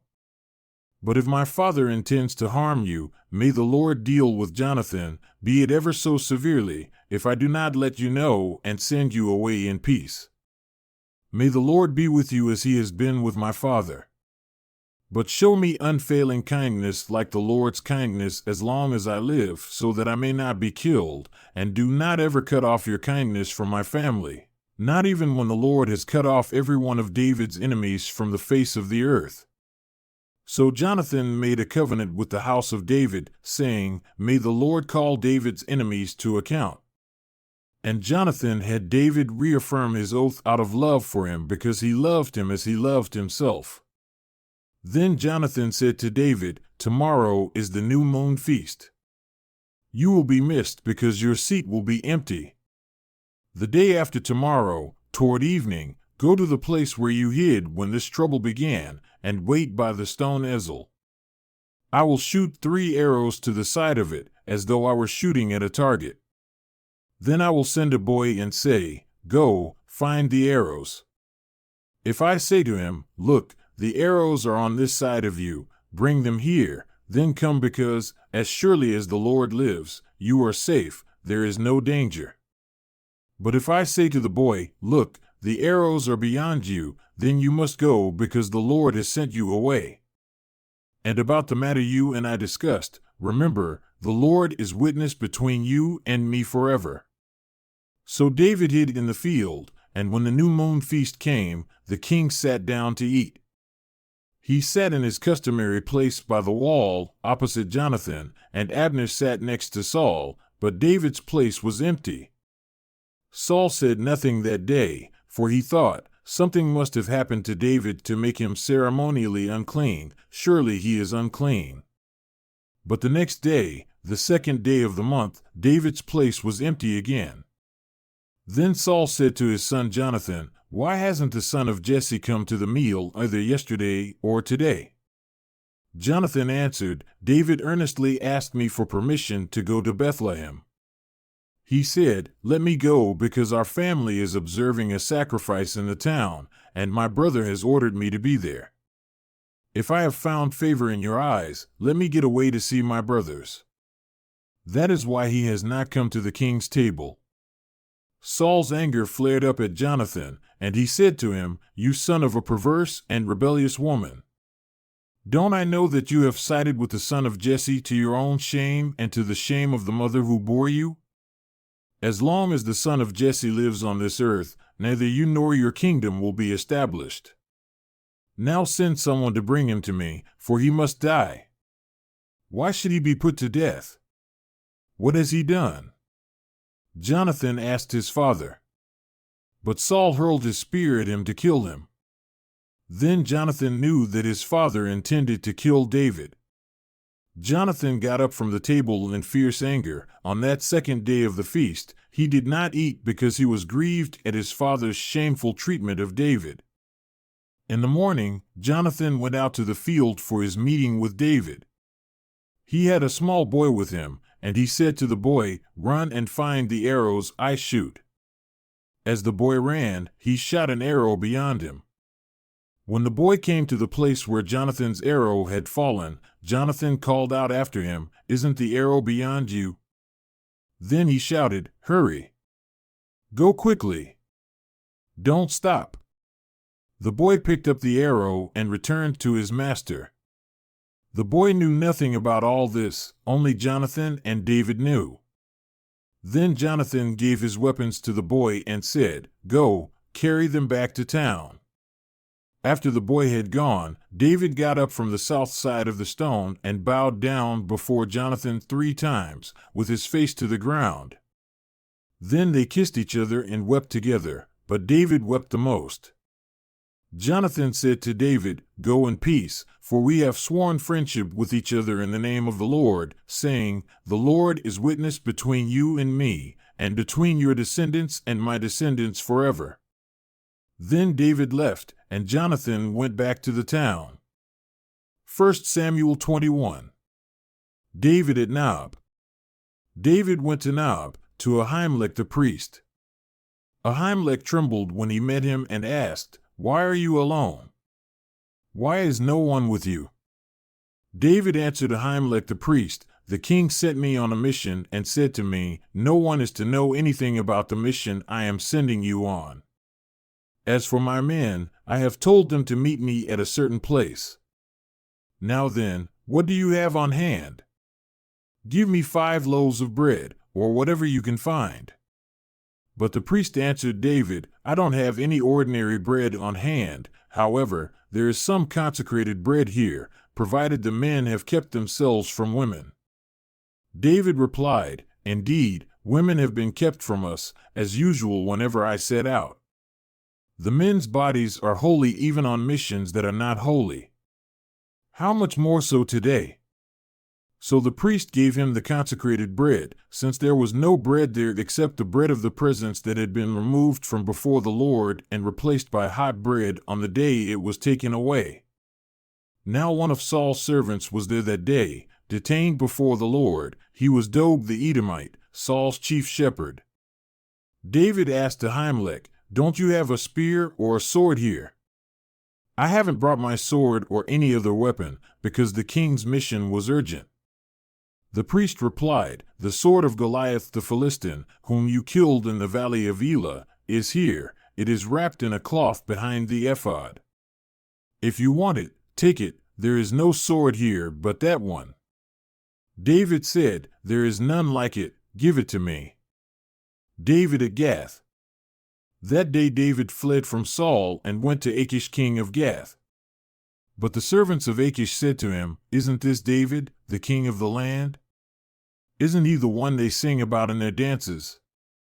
Saul has slain his thousands, and David his tens of thousands." David took these words to heart and was very much afraid of Achish king of Gath. So he pretended to be insane in their presence, and while he was in their hands, he acted like a madman, making marks on the doors of the gate and letting saliva run down his beard. Achish said to his servants, "Look at the man. He is insane. Why bring him to me? Am I so short of madmen that you have to bring this fellow here to carry on like this in front of me? Must this man come into my house?" 1 Samuel 22. David at Adullam and Mizpah. David left Gath and escaped to the cave of Adullam. When his brothers and his father's household heard about it, they went down to him there. All those who were in distress or in debt or discontented gathered around him, and he became their commander. About 400 men were with him. From there David went to Mizpah in Moab and said to the king of Moab, "Would you let my father and mother come and stay with you until I learn what God will do for me?" So he left them with the king of Moab, and they stayed with him as long as David was in the stronghold. But the prophet Gad said to David, "Do not stay in the stronghold. Go into the land of Judah." So David left and went to the forest of Hereth. Saul kills the priests of Nob. Now Saul heard that David and his men had been discovered. And Saul was seated, spear in hand, under the tamarisk tree on the hill at Gibeah, with all his officials standing at his side. He said to them, "Listen, men of Benjamin. Will the son of Jesse give all of you fields and vineyards? Will he make all of you commanders of thousands and commanders of hundreds? Is that why you have all conspired against me? No one tells me when my son makes a covenant with the son of Jesse. None of you is concerned about me or tells me that my son has incited my servant to lie in wait for me, as he does today." But Doeg the Edomite, who was standing with Saul's officials, said, "I saw the son of Jesse come to Ahimelech son of Ahitub at Nob. Ahimelech inquired of the Lord for him. He also gave him provisions and the sword of Goliath the Philistine." Then the king sent for the priest Ahimelech son of Ahitub and all the men of his family, who were the priests at Nob, and they all came to the king. Saul said, "Listen now, son of Ahitub." "Yes, my lord," he answered. Saul said to him, "Why have you conspired against me, you and the son of Jesse, giving him bread and a sword and inquiring of God for him, so that he has rebelled against me and lies in wait for me, as he does today?" Ahimelech answered the king, "Who of all your servants is as loyal as David, the king's son-in-law, captain of your bodyguard and highly respected in your household? Was that day the first time I inquired of God for him? Of course not. Let not the king accuse your servant or any of his father's family, for your servant knows nothing at all about this whole affair." But the king said, "You will surely die, Ahimelech, you and your whole family." Then the king ordered the guards at his side, "Turn and kill the priests of the Lord, because they too have sided with David." They knew he was fleeing, yet they did not tell me. But the king's officials were unwilling to raise a hand to strike the priests of the Lord. The king then ordered Doeg, "You turn and strike down the priests." So Doeg the Edomite turned and struck them down. That day he killed 85 men who wore the linen ephod. He also put to the sword Nob, the town of the priests, with its men and women, its children and infants, and its cattle, donkeys, and sheep. But one son of Ahimelech son of Ahitub, named Abiathar, escaped and fled to join David. He told David that Saul had killed the priests of the Lord. Then David said to Abiathar, "That day, when Doeg the Edomite was there, I knew he would be sure to tell Saul. I am responsible for the death of your whole family. Stay with me, don't be afraid. The man who wants to kill you is trying to kill me too. You will be safe with me." 1 Samuel 23. David saves Keilah. When David was told, "Look, the Philistines are fighting against Keilah and are looting the threshing floors," he inquired of the Lord, saying, "Shall I go and attack these Philistines?" The Lord answered him, "Go, attack the Philistines and save Keilah." But David's men said to him, "Here in Judah we are afraid. How much more, then, if we go to Keilah against the Philistine forces?" Once again David inquired of the Lord, and the Lord answered him, "Go down to Keilah, for I am going to give the Philistines into your hand." So David and his men went to Keilah, fought the Philistines, and carried off their livestock. He inflicted heavy losses on the Philistines and saved the people of Keilah.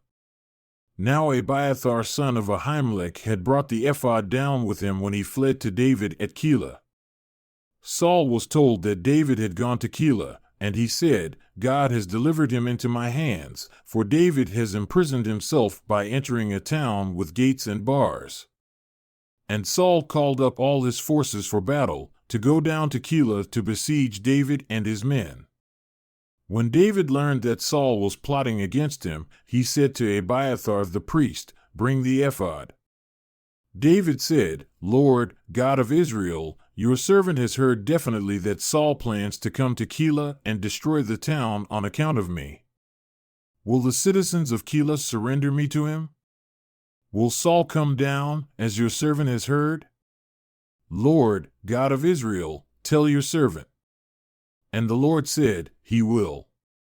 Again David asked, "Will the citizens of Keilah surrender me and my men to Saul?" And the Lord said, "They will." So David and his men, about 600 in number, left Keilah and kept moving from place to place. When Saul was told that David had escaped from Keilah, he did not go there. David stayed in the wilderness strongholds and in the hills of the desert of Ziph. Day after day Saul searched for him, but God did not give David into his hands. While David was at Horesh in the desert of Ziph, he learned that Saul had come out to take his life. And Saul's son Jonathan went to David at Horesh and helped him find strength in God. "Don't be afraid," he said. "My father Saul will not lay a hand on you. You will be king over Israel, and I will be second to you. Even my father Saul knows this." The two of them made a covenant before the Lord. Then Jonathan went home, but David remained at Horesh. The Ziphites went up to Saul at Gibeah and said, "Is not David hiding among us in the strongholds at Horesh, on the hill of Hakilah, south of Jeshimon? Now, your majesty, come down whenever it pleases you to do so, and we will be responsible for giving him into your hands." Saul replied, "The Lord bless you for your concern for me. Go and get more information. Find out where David usually goes and who has seen him there. They tell me he is very crafty. Find out about all the hiding places he uses and come back to me with definite information. Then I will go with you. If he is in the area, I will track him down among all the clans of Judah." So they set out and went to Ziph ahead of Saul. Now David and his men were in the desert of Man and the Arabah south of Jeshimon. Saul and his men began the search, and when David was told about it, he went down to the rock and stayed in the desert of Man. When Saul heard this, he went into the desert of Man in pursuit of David. Saul was going along one side of the mountain, and David and his men were on the other side, hurrying to get away from Saul. As Saul and his forces were closing in on David and his men to capture them, a messenger came to Saul, saying, "Come quickly. The Philistines are raiding the land." Then Saul broke off his pursuit of David and went to meet the Philistines. That is why they call this place Selah Hameleketh. And David went up from there and lived in the strongholds of En-Gedi. 1 Samuel 24. David spares Saul's life. After Saul returned from pursuing the Philistines, he was told, "David is in the desert of En-Gedi." So Saul took 3,000 able young men from all Israel and set out to look for David and his men near the crags of the wild goats. He came to the sheep pens along the way. A cave was there, and Saul went in to relieve himself. David and his men were far back in the cave. The men said, "This is the day the Lord spoke of when he said to you, 'I will give your enemy into your hands for you to deal with as you wish.'" Then David crept up unnoticed and cut off a corner of Saul's robe.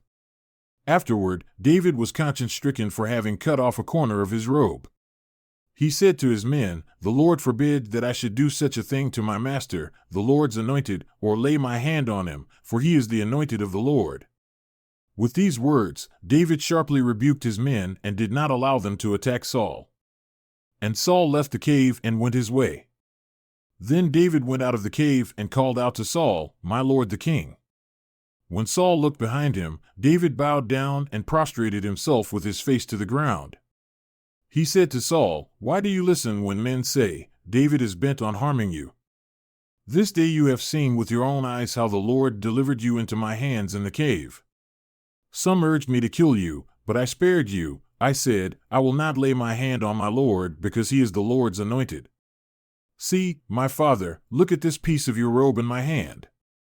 I cut off the corner of your robe, but did not kill you. See that there is nothing in my hand to indicate that I am guilty of wrongdoing or rebellion. I have not wronged you, but you are hunting me down to take my life. May the Lord judge between you and me. And may the Lord avenge the wrongs you have done to me, but my hand will not touch you. As the old saying goes, from evildoers come evil deeds, so my hand will not touch you. Against whom has the king of Israel come out? Who are you pursuing? A dead dog? A flea? May the Lord be our judge and decide between us." May he consider my cause and uphold it. May he vindicate me by delivering me from your hand." When David finished saying this, Saul asked, "Is that your voice, David my son?" And he wept aloud. "You are more righteous than I," he said. "You have treated me well, but I have treated you badly. You have just now told me about the good you did to me. The Lord delivered me into your hands, but you did not kill me. When a man finds his enemy, does he let him get away unharmed? May the Lord reward you well for the way you treated me today. I know that you will surely be king and that the kingdom of Israel will be established in your hands. Now swear to me by the Lord that you will not kill off my descendants or wipe out my name from my father's family." So David gave his oath to Saul. Then Saul returned home, but David and his men went up to the stronghold. 1 Samuel 25. David, Nabal, and Abigail.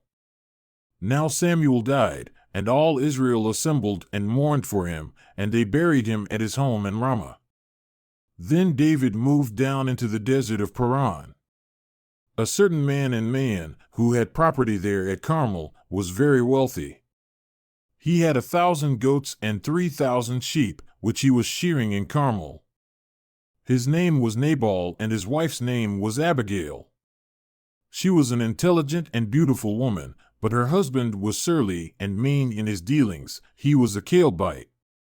While David was in the wilderness, he heard that Nabal was shearing sheep. So he sent 10 young men and said to them, "Go up to Nabal at Carmel and greet him in my name. Say to him, 'Long life to you. Good health to you and your household. And good health to all that is yours. Now I hear that it is sheep shearing time. When your shepherds were with us, we did not mistreat them, and the whole time they were at Carmel nothing of theirs was missing. Ask your own servants and they will tell you. Therefore be favorable toward my men, since we come at a festive time. Please give your servants and your son David whatever you can find for them." When David's men arrived, they gave Nabal this message in David's name. Then they waited. Nabal answered David's servants, "Who is this David? Who is this son of Jesse? Many servants are breaking away from their masters these days. Why should I take my bread and water, and the meat I have slaughtered for my shearers, and give it to men coming from who knows where?" David's men turned around and went back. When they arrived, they reported every word. David said to his men, "Each of you strap on your sword." So they did, and David strapped his on as well. About 400 men went up with David, while 200 stayed with the supplies. One of the servants told Abigail, Nabal's wife, "David sent messengers from the wilderness to give our master his greetings, but he hurled insults at them. Yet these men were very good to us.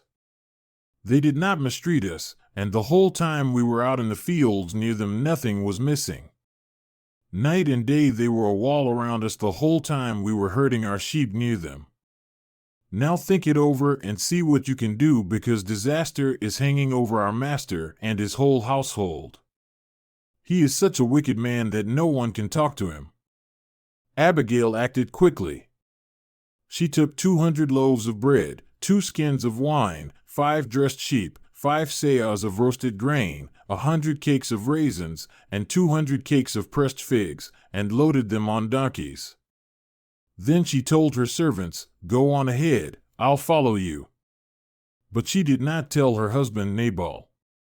As she came riding her donkey into a mountain ravine, there were David and his men descending toward her, and she met them. David had just said, "It's been useless, all my watching over this fellow's property in the wilderness so that nothing of his was missing. He has paid me back evil for good. May God deal with David, be it ever so severely, if by morning I leave alive one male of all who belong to him." When Abigail saw David, she quickly got off her donkey and bowed down before David with her face to the ground. She fell at his feet and said, "Pardon your servant, my lord, and let me speak to you. Hear what your servant has to say. Please pay no attention, my lord, to that wicked man Nabal. He is just like his name. His name means fool, and folly goes with him. And as for me, your servant, I did not see the men my Lord sent. And now, my Lord, as surely as the Lord your God lives, and as you live, since the Lord has kept you from bloodshed and from avenging yourself with your own hands, may your enemies and all who are intent on harming my Lord be like Nabal. And let this gift, which your servant has brought to my Lord, be given to the men who follow you. Please forgive your servant's presumption. The Lord your God will certainly make a lasting dynasty for my Lord, because you fight the Lord's battles, and no wrongdoing will be found in you as long as you live. Even though someone is pursuing you to take your life, the life of my Lord will be bound securely in the bundle of the living by the Lord your God. But the lives of your enemies he will hurl away as from the pocket of a sling. When the Lord has fulfilled for my Lord every good thing he promised concerning him and has appointed him ruler over Israel, my Lord will not have on his conscience the staggering burden of needless bloodshed or of having avenged himself. And when the Lord your God has brought my Lord success, remember your servant. David said to Abigail, Praise be to the Lord, the God of Israel, who has sent you today to meet me. May you be blessed for your good judgment and for keeping me from bloodshed this day and from avenging myself with my own hands. Otherwise, as surely as the Lord, the God of Israel, lives, who has kept me from harming you, if you had not come quickly to meet me, not one male belonging to Nabal would have been left alive by daybreak. Then David accepted from her hand what she had brought him and said, Go home in peace. I have heard your words and granted your request. When Abigail went to Nabal, he was in the house holding a banquet like that of a king. He was in high spirits and very drunk. So she told him nothing at all until daybreak. Then in the morning, when Nabal was sober, his wife told him all these things, and his heart failed him and he became like a stone. About 10 days later, the Lord struck Nabal, and he died. When David heard that Nabal was dead, he said, Praise be to the Lord, who has upheld my cause against Nabal for treating me with contempt. He has kept his servant from doing wrong and has brought Nabal's wrongdoing down on his own head. Then David sent word to Abigail, asking her to become his wife. His servants went to Carmel and said to Abigail, David has sent us to you to take you to become his wife. She bowed down with her face to the ground and said, I am your servant and am ready to serve you, and washed the feet of my Lord's servants. Abigail quickly got on a donkey and, attended by her 5 female servants, went with David's messengers and became his wife. David had also married Ahinoam of Jezreel, and they both were his wives. But Saul had given his daughter Michal, David's wife, to Paltiel son of Laish, who was from Gaulim. 1 Samuel 26. David again spares Saul's life. The Ziphites went to Saul at Gibeah and said, Is not David hiding on the hill of Hakilah, which faces Jeshimon? So Saul went down to the desert of Ziph, with his 3,000 select Israelite troops, to search there for David. Saul made his camp beside the road on the hill of Hakilah facing Jeshimon, but David stayed in the wilderness. When he saw that Saul had followed him there, he sent out scouts and learned that Saul had definitely arrived. Then David set out and went to the place where Saul had camped. He saw where Saul and Abner son of Ner, the commander of the army, had lain down. Saul was lying inside the camp, with the army encamped around him. David then asked Ahimelech the Hittite and Abishai son of Zeruiah, Joab's brother, Who will go down into the camp with me to Saul? I'll go with you, said Abishai. So David and Abishai went to the army by night, and there was Saul, lying asleep inside the camp with his spear stuck in the ground near his head. Abner and the soldiers were lying around him. Abishai said to David, Today God has delivered your enemy into your hands. Now let me pin him to the ground with one thrust of the spear. I won't strike him twice. But David said to Abishai, Don't destroy him. Who can lay a hand on the Lord's anointed and be guiltless? As surely as the Lord lives, he said, the Lord himself will strike him, or his time will come, and he will die, or he will go into battle and perish. But the Lord forbid that I should lay a hand on the Lord's anointed. Now get the spear and water jug that are near his head, and let's go. So David took the spear and water jug near Saul's head, and they left. No one saw or knew about it, nor did anyone wake up. They were all sleeping because the Lord had put them into a deep sleep. Then David crossed over to the other side and stood on top of the hill some distance away. There was a wide space between them. He called out to the army and to Abner son of Ner, "Aren't you going to answer me, Abner?" Abner replied, "Who are you who calls to the king?" David said, "You're a man, aren't you? And who is like you in Israel? Why didn't you guard your lord the king? Someone came to destroy your lord the king. What you have done is not good. As surely as the Lord lives, you and your men must die because you did not guard your master, the Lord's anointed. Look around you. Where are the king's spear and water jug that were near his head?" Saul recognized David's voice and said, "Is that your voice, David my son?" David replied, "Yes, it is, my lord the king." And he added, "Why is my lord pursuing his servant? What have I done, and what wrong am I guilty of? Now let my lord the king listen to his servant's words. If the Lord has incited you against me, then may he accept an offering. If, however, people have done it, may they be cursed before the Lord. They have driven me today from my share in the Lord's inheritance and have said, 'Go, serve other gods.' Now do not let my blood fall to the ground far from the presence of the Lord. The king of Israel has come out to look for a flea, as one hunts a partridge in the mountains." Then Saul said, "I have sinned. Come back, David my son. Because you considered my life precious today, I will not try to harm you again. Surely I have acted like a fool and have been terribly wrong." "Here is the king's spear," David answered. "Let one of your young men come over and get it. The Lord rewards everyone for their righteousness and faithfulness. The Lord delivered you into my hands today, but I would not lay a hand on the Lord's anointed. As surely as I valued your life today, so may the Lord value my life and deliver me from all trouble." Then Saul said to David, "May you be blessed, David my son, you will do great things and surely triumph." So David went on his way, and Saul returned home. 1 Samuel 27. David among the Philistines. But David thought to himself, "One of these days I will be destroyed by the hand of Saul. The best thing I can do is to escape to the land of the Philistines. Then Saul will give up searching for me anywhere in Israel, and I will slip out of his hand." So David and the 600 men with him left and went over to Achish son of Mach king of Gath. David and his men settled in Gath with Achish. Each man had his family with him, and David had his 2 wives, Ahinoam of Jezreel and Abigail of Carmel, the widow of Nabal.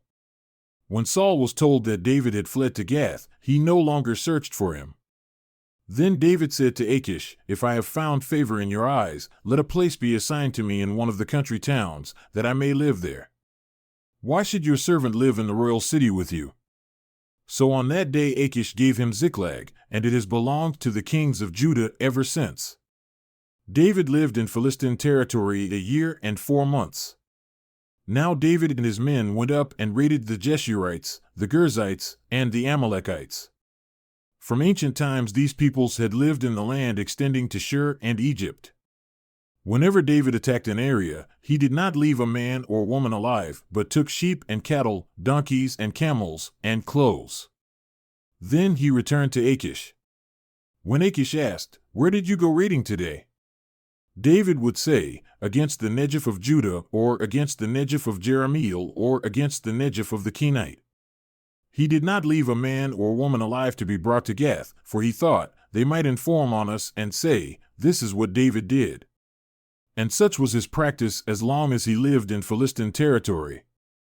Achish trusted David and said to himself, "He has become so obnoxious to his people, the Israelites, that he will be my servant for life." 1 Samuel 28. Saul and the witch of Endor. In those days the Philistines gathered their forces to fight against Israel. Achish said to David, "You must understand that you and your men will accompany me in the army." David said, "Then you will see for yourself what your servant can do." Achish replied, "Very well, I will make you my bodyguard for life." Now Samuel was dead, and all Israel had mourned for him and buried him in his own town of Ramah. Saul had expelled the mediums and spiritists from the land. The Philistines assembled and came and set up camp at Shunem, while Saul gathered all Israel and set up camp at Gilboa. When Saul saw the Philistine army, he was afraid. Terror filled his heart. He inquired of the Lord, but the Lord did not answer him by dreams or Urim or prophets. Saul then said to his attendants, "Find me a woman who is a medium, so I may go and inquire of her." "There is one in Endor," they said. So Saul disguised himself, putting on other clothes, and at night he and 2 men went to the woman. "Consult a spirit for me," he said, "and bring up for me the one I name." But the woman said to him, "Surely you know what Saul has done. He has cut off the mediums and spiritists from the land. Why have you set a trap for my life to bring about my death?" Saul swore to her by the Lord, "As surely as the Lord lives, you will not be punished for this." Then the woman asked, "Whom shall I bring up for you?" "Bring up Samuel," he said. When the woman saw Samuel, she cried out at the top of her voice and said to Saul, "Why have you deceived me? You are Saul." The king said to her, "Don't be afraid. What do you see?" The woman said, "I see a ghostly figure coming up out of the earth." "What does he look like?" he asked.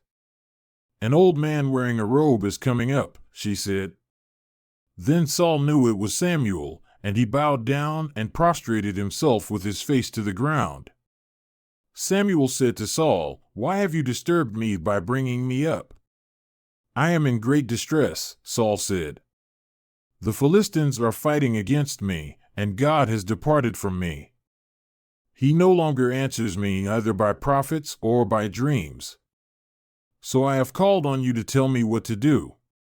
Samuel said, "Why do you consult me, now that the Lord has departed from you and become your enemy?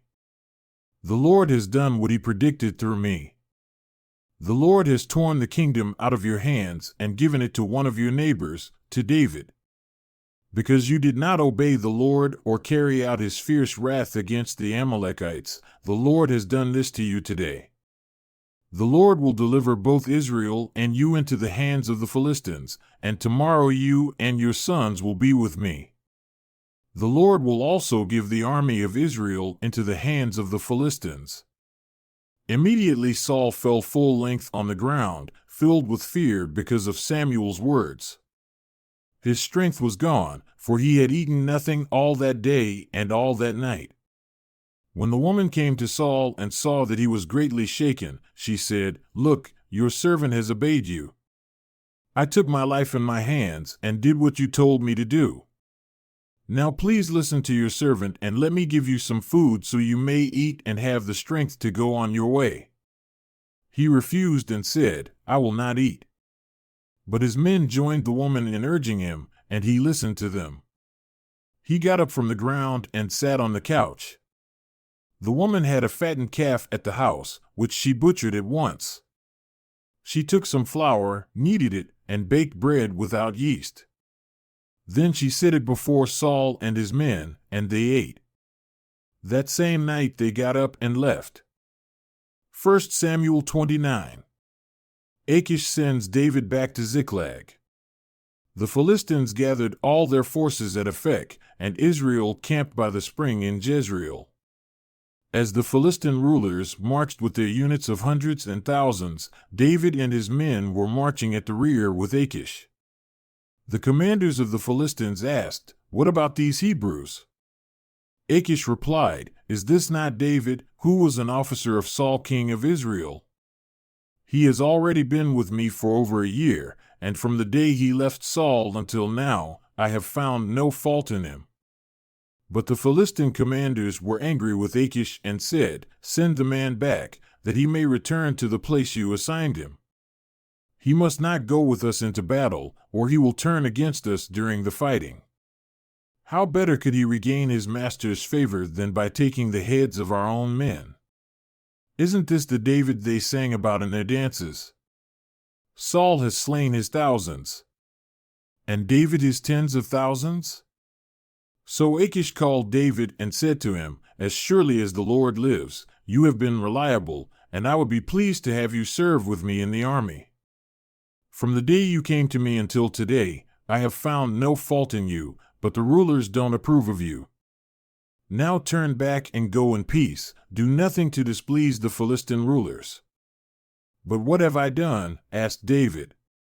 "What have you found against your servant from the day I came to you until now? Why can't I go and fight against the enemies of my lord the king?" Achish answered, "I know that you have been as pleasing in my eyes as an angel of God. Nevertheless, the Philistine commanders have said, 'He must not go up with us into battle.' Now get up early, along with your master's servants who have come with you, and leave in the morning as soon as it is light." So David and his men got up early in the morning to go back to the land of the Philistines, and the Philistines went up to Jezreel. 1 Samuel 30. David destroys the Amalekites. David and his men reached Ziklag on the third day. Now the Amalekites had raided the Negev and Ziklag. They had attacked Ziklag and burned it and had taken captive the women and everyone else in it, both young and old. They killed none of them but carried them off as they went on their way. When David and his men reached Ziklag, they found it destroyed by fire and their wives and sons and daughters taken captive. So David and his men wept aloud until they had no strength left to weep. David's two wives had been captured, Ahinoam of Jezreel and Abigail, the widow of Nabal of Carmel. David was greatly distressed because the men were talking of stoning him. Each one was bitter in spirit because of his sons and daughters. But David found strength in the Lord his God. Then David said to Abiathar the priest, the son of Ahimelech, "Bring me the ephod." Abiathar brought it to him, and David inquired of the Lord, "Shall I pursue this raiding party? Will I overtake them?" "Pursue them," he answered. "You will certainly overtake them and succeed in the rescue." David and the 600 men with him came to the Besor valley, where some stayed behind. 200 of them were too exhausted to cross the valley, but David and the other 400 continued the pursuit. They found an Egyptian in a field and brought him to David. They gave him water to drink and food to eat, part of a cake of pressed figs and 2 cakes of raisins. He ate and was revived, for he had not eaten any food or drunk any water for 3 days and 3 nights. David asked him, "Who do you belong to? Where do you come from?" He said, "I am an Egyptian, the slave of an Amalekite. My master abandoned me when I became ill 3 days ago. We raided the Negev of the Kerethites, some territory belonging to Judah, and the Negev of Caleb. And we burned Ziklag." David asked him, "Can you lead me down to this raiding party?" He answered, "Swear to me before God that you will not kill me or hand me over to my master, and I will take you down to them." He led David down, and there they were, scattered over the countryside, eating, drinking, and reveling because of the great amount of plunder they had taken from the land of the Philistines and from Judah. David fought them from dusk until the evening of the next day, and none of them got away, except 400 young men who rode off on camels and fled. David recovered everything the Amalekites had taken, including his 2 wives. Nothing was missing, young or old, boy or girl, plunder or anything else they had taken. David brought everything back. He took all the flocks and herds, and his men drove them ahead of the other livestock, saying, "This is David's plunder." Then David came to the 200 men who had been too exhausted to follow him and who were left behind at the Besor valley. They came out to meet David and the men with him. As David and his men approached, he asked them how they were. But all the evil men and troublemakers among David's followers said, "Because they did not go out with us, we will not share with them the plunder we recovered. However, each man may take his wife and children and go." David replied, "No, my brothers, you must not do that with what the Lord has given us. He has protected us and delivered into our hands the raiding party that came against us. Who will listen to what you say? The share of the man who stayed with the supplies is to be the same as that of him who went down to the battle. All will share alike." David made this a statute and ordinance for Israel from that day to this. When David reached Ziklag, he sent some of the plunder to the elders of Judah, who were his friends, saying, "Here is a gift for you from the plunder of the Lord's enemies." David sent it to those who were in Bethel, Ramath-Negev, and Jattir, to those in Aroer, Siphmoth, Eshtemoa, and Rachel, to those in the towns of the Jerahmeelites and the Kenite, to those in Hormah, Bor-Ashan, Athak, and Hebron, and to those in all the other places where he and his men had roamed. 1 Samuel 31. Saul takes his life. Now the Philistines fought against Israel, the Israelites fled before them, and many fell dead on Mount Gilboa. The Philistines were in hot pursuit of Saul and his sons, and they killed his sons Jonathan, Abinadab, and Malchishua. The fighting grew fierce around Saul, and when the archers overtook him, they wounded him critically. Saul said to his armor-bearer, "Draw your sword and run me through, or these uncircumcised fellows will come and run me through and abuse me." But his armor-bearer was terrified and would not do it, so Saul took his own sword and fell on it. When the armor-bearer saw that Saul was dead, he too fell on his sword and died with him. So Saul and his 3 sons and his armor-bearer and all his men died together that same day. When the Israelites along the valley and those across the Jordan saw that the Israelite army had fled and that Saul and his sons had died, they abandoned their towns and fled. And the Philistines came and occupied them. The next day, when the Philistines came to strip the dead, they found Saul and his 3 sons fallen on Mount Gilboa. They cut off his head and stripped off his armor, and they sent messengers throughout the land of the Philistines to proclaim the news in the temple of their idols and among their people. They put his armor in the temple of the Ashtoreths and fastened his body to the wall of Bethshan. When the people of Jabesh-Gilead heard what the Philistines had done to Saul, all their valiant men marched through the night to Bethshan. They took down the bodies of Saul and his sons from the wall of Bethshan and went to Jabesh, where they burned them. Then they took their bones and buried them under a tamarisk tree at Jabesh, and they fasted 7 days.